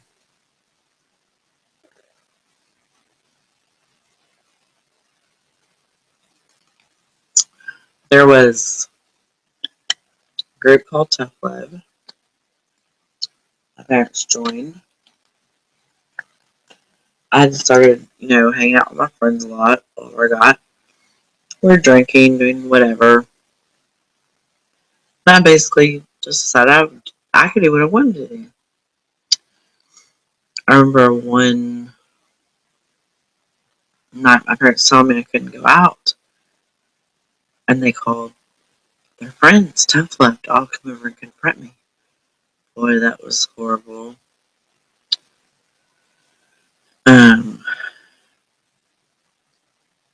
After they left, tough love group had left, I basically remember my mom saying she was going to call the doctor from the hospital. And I was like, I will be gosh darn if that's going to happen. And I remember going upstairs and climbing out my window and leaving. I was like 15, and I didn't look back. I talked to my parents after that, maybe a month or two after I finished school and all that.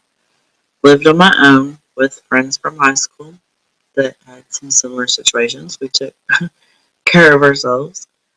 Ended up getting my own apartment, had a job, then found out I was pregnant. Moved back home. This was when I was like 17 or so. It was a pretty dark time in my life, and Jesus was there. He was trying to reach me for a very, very long time. But my self-worth was non-existent.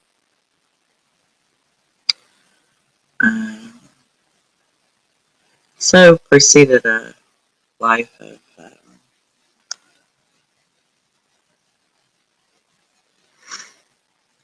feeling even more worthless, having a child out of wedlock,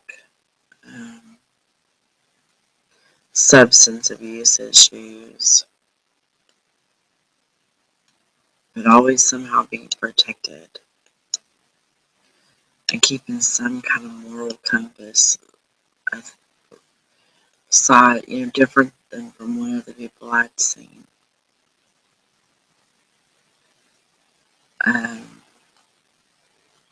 Gets real personal, but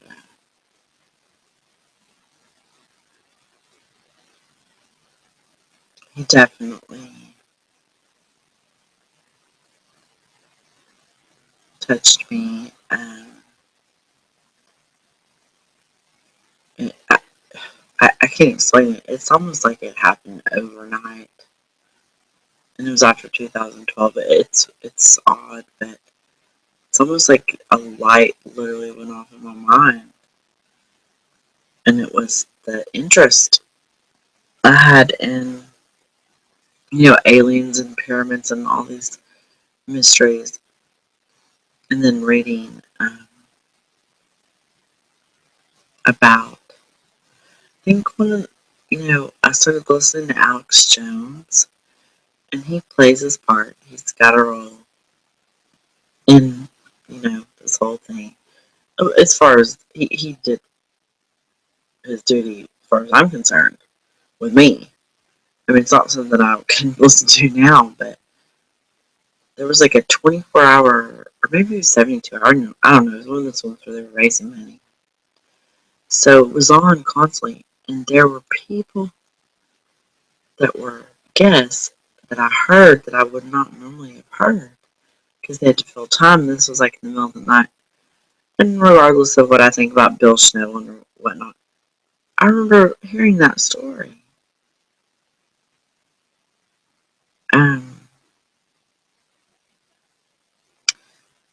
I had watched Ancient Aliens, things like this, and this was like the first season with Ellie Marzulli, where there was some, biblical connotations. I remember always being interested in biblical history, being very curious. I remember my father talking to me about a global, like a genetic memory gene is what he thought we had. He thought that's why people believed they were reincarnated. It's because we were actually having the memories of our ancestors. Always believed in the supernatural. Felt like I was surrounded by it.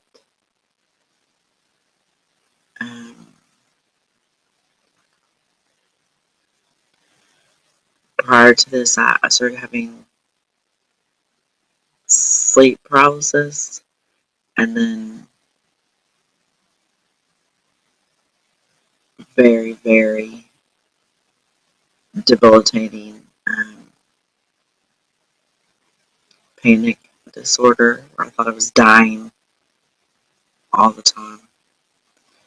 I would walk, I would pace night after night, afraid if I stopped that I would die. I had postpartum psychosis with one of my children. My life became pretty crazy with substances I was using. I was abused, exposed to some very bad things. What wasn't involved in them, just witnessed things, and I feel like there was this battle going on between God and the devil. It sounds crazy, but I really do feel like Jesus was there protecting me, just battling for me, because I was too weak. First place I went, because I was against taking medication, obviously, but these panic attacks were so debilitating, and my mother had them, and they gave me Klonopin, benzodiazepines, which is one of my struggles still that I want to get off of. It's a difficult thing to be under a doctor's care. You have to have a doctor actually want to do this. I'm looking into some natural alternative methods. It's been 20 something years, so I've tried not taking them, and it's real. It can be very dangerous. But anyway,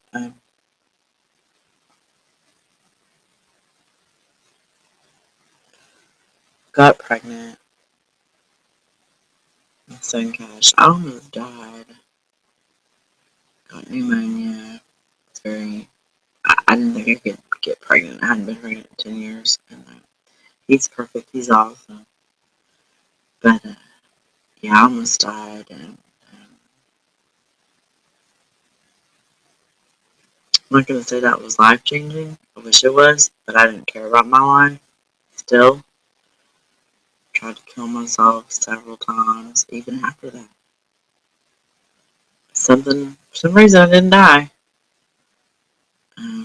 Was never angry at God, ever. I just felt like I was just a burden, like to Him, to everyone.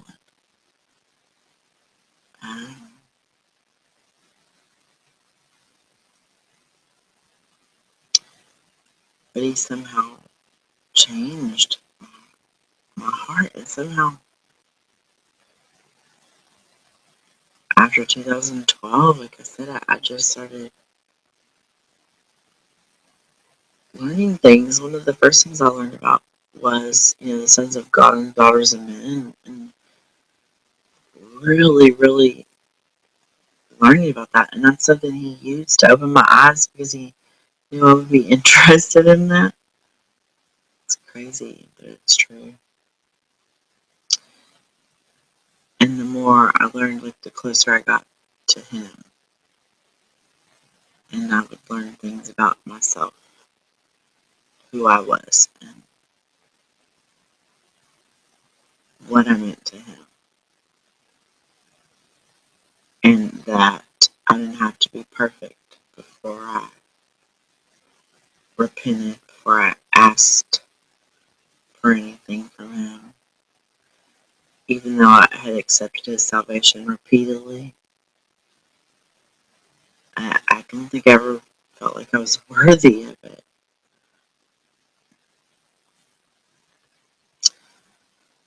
So that's kind of where I'm at now.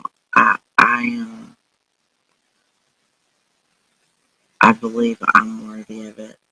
I believe in him. So I've never doubted. I believe we are living in the end times. I believe I do have a purpose.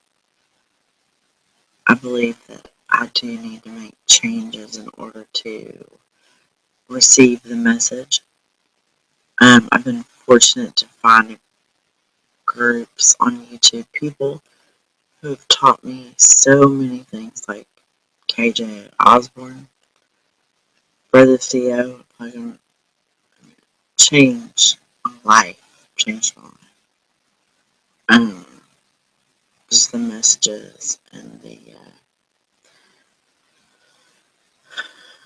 the way that he presents things to where, I related to where I didn't stop listening. Um, it's been a process. Um, things happen to me every single day that are amazing. Um, I don't think I'm even close to knowing uh, an inch of everything I need to know or ever will know. And everything I learned, everything I've read, as high as my IQ is, none of that matters to me. It's the things that Jesus Christ teaches me every day is all that matters, is what's valuable to me and what has been changing my life. And I'm hoping that I can get strong and I can continue to grow and that I can receive his instructions loud and clear and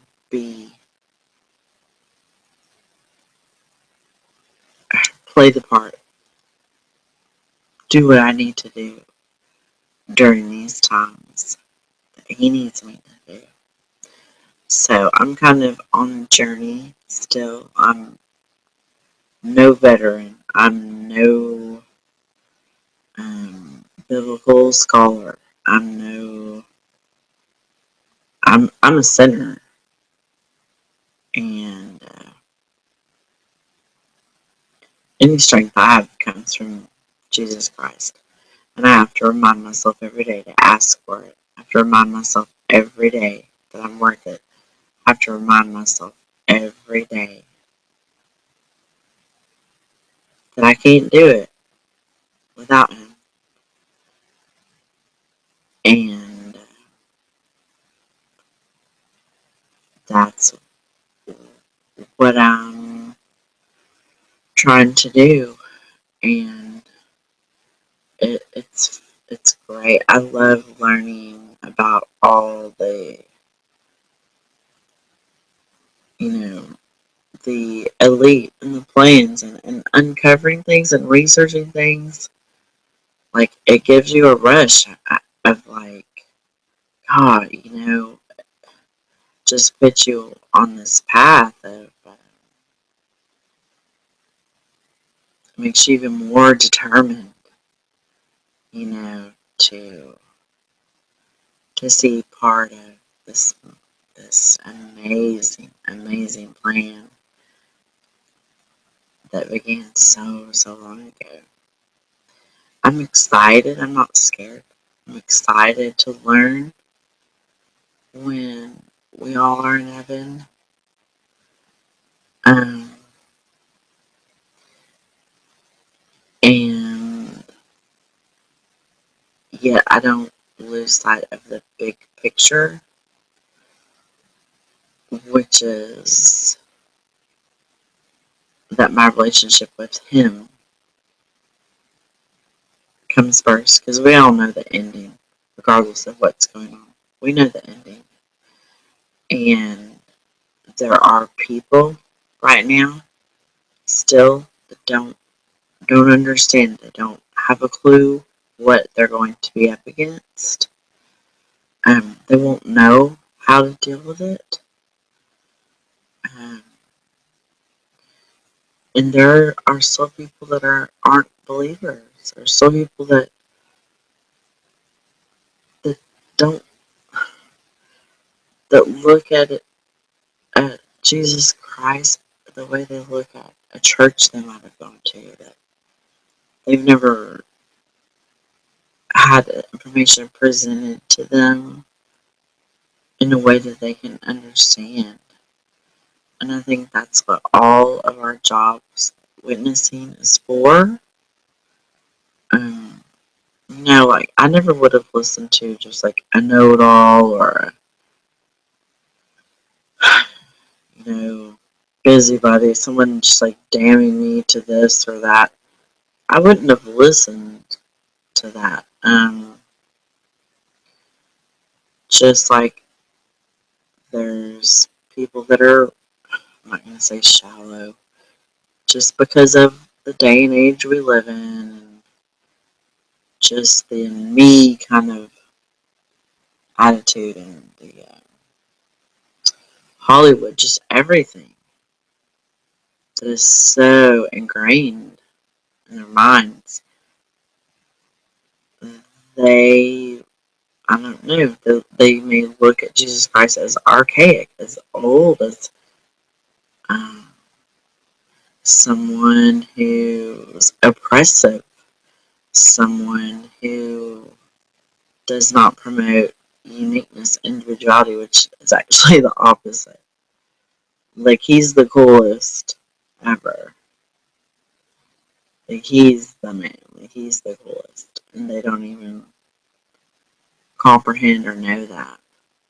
They don't know that the people they revere tremble to even think of him.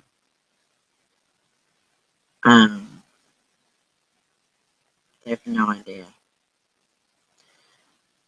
And a lot of them are our children. So it's real important to use whatever format you can, I guess. And if I reach one person, that's it's freaking awesome to me. And this is just going to be a learning process. I have so much to learn, and anybody that can give me any kind of input, add anything to the table, their own experience, their own testimony, their own ways of overcoming, of being disciplined, of not living in the flesh, of all these things that are so difficult for all of us. Yeah, I welcome every bit of it. And anybody's welcome on my channel as long as they respect everyone else and respect everyone's ideas. If you're a non-believer, hope that we could definitely show you the reasons to believe and give you some faith. Maybe tell you some things you haven't heard before. But you're definitely welcome here. As long as you have an open heart, an open mind, and your intentions are pure. So, anyway, it's my long and boring, probably testimony. But still a work in progress. So, anybody that wants to share their testimony, feel free to do so. Anybody that wants help, has tips, And don't feel like anyone's going to judge you. I mean, not as long as they're on this channel, they won't. If you're a drug addict, be here. Anytime I have a show, talk about it. Alcoholic, whatever your problem is, all sin's the same. And I understand more than you think. And that's what we have to get past is the shame of the flesh, the shame of our sin. We have to get past that to open up the lines of communication with Jesus Christ. At least that's what I had to do because I was afraid that he wouldn't accept me, that he wouldn't love me, that he didn't love me as much, or he wouldn't love me as much. Because I knew better. I think we all know better. But it's just this world where we are right now. It's just temporary. And that's why he said, forgive them, for they know not what they do. I mean, it's grace. And even though none of us come close to this Savior, the one and only true and living God, Jesus Christ, none of us come even close. We're not worthy. We can try to do His will and be to each other the way He would be. And that is accepting those who are broken, who aren't accepted anyplace else. So you're accepted here. And anyone else that has been through this or has a different testimony, or maybe you've known Jesus Christ your whole life, we want you here too. We need everybody's input, all of it. So, looking really forward to that. So anyway, we've got anybody on the line that has anybody to say, anybody wants to join in and link or call in hangouts, go ahead. Like I said, this has just been kind of a last minute thing. I'm not your average white girl. And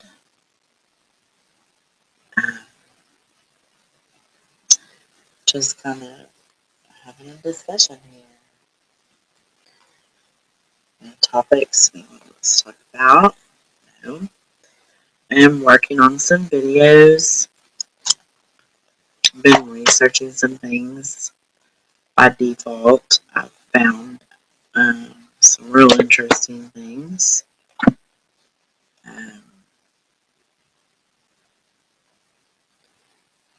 One of them has to do with the Library of Congress and an archive I found. I'm working on a video about that.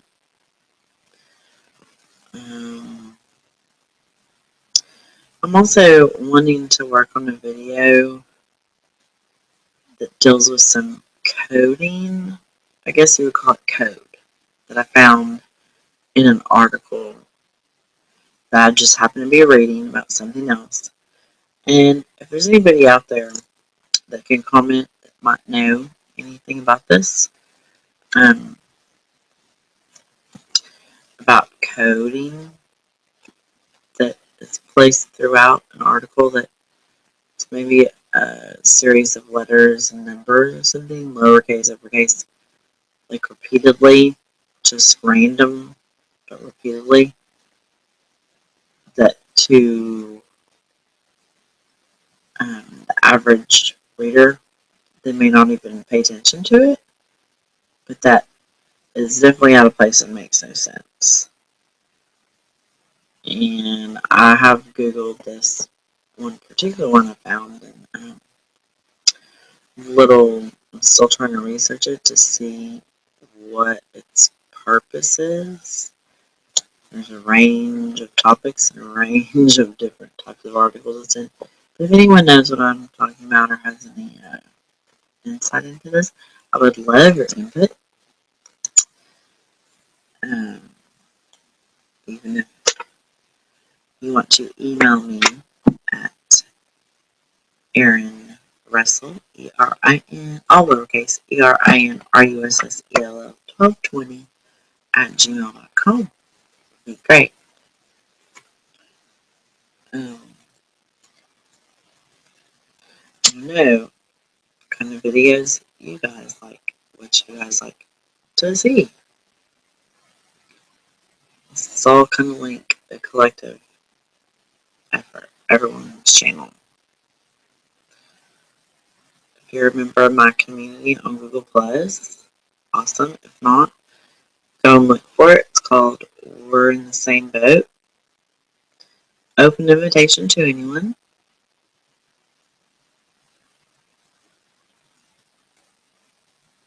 It does have a lot to do with the state of hip hop and rap today. That is one of the topics of discussion in it.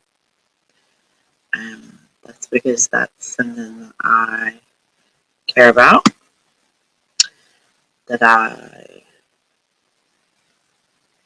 But it's not the only thing. But it definitely is something. And all music, actually. So, how about we listen to something here while I take just a tiny break? Let me play a really cool song. Let's see if I can get it queued up here. Real cool song I like.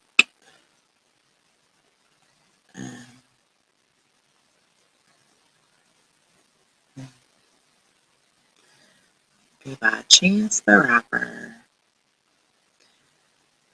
And a lot of people have different feelings when you say just the word rapper, but I think you should give it everything a chance. Let's see. Well,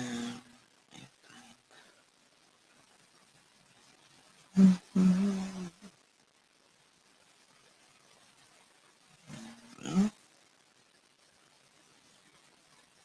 hate the way they just changed everything up. Like, his music is free, but I guess that's certainly probably on Spotify or something I could have. Let's see. Right here. Give me a second to find it.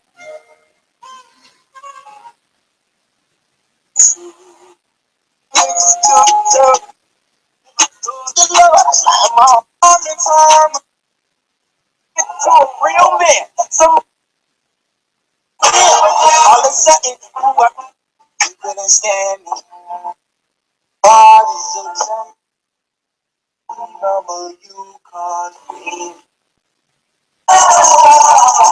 You just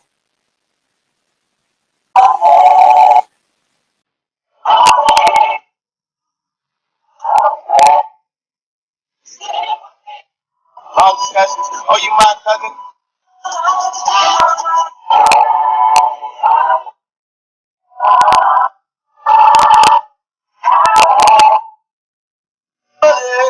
No, I owe you your debit card.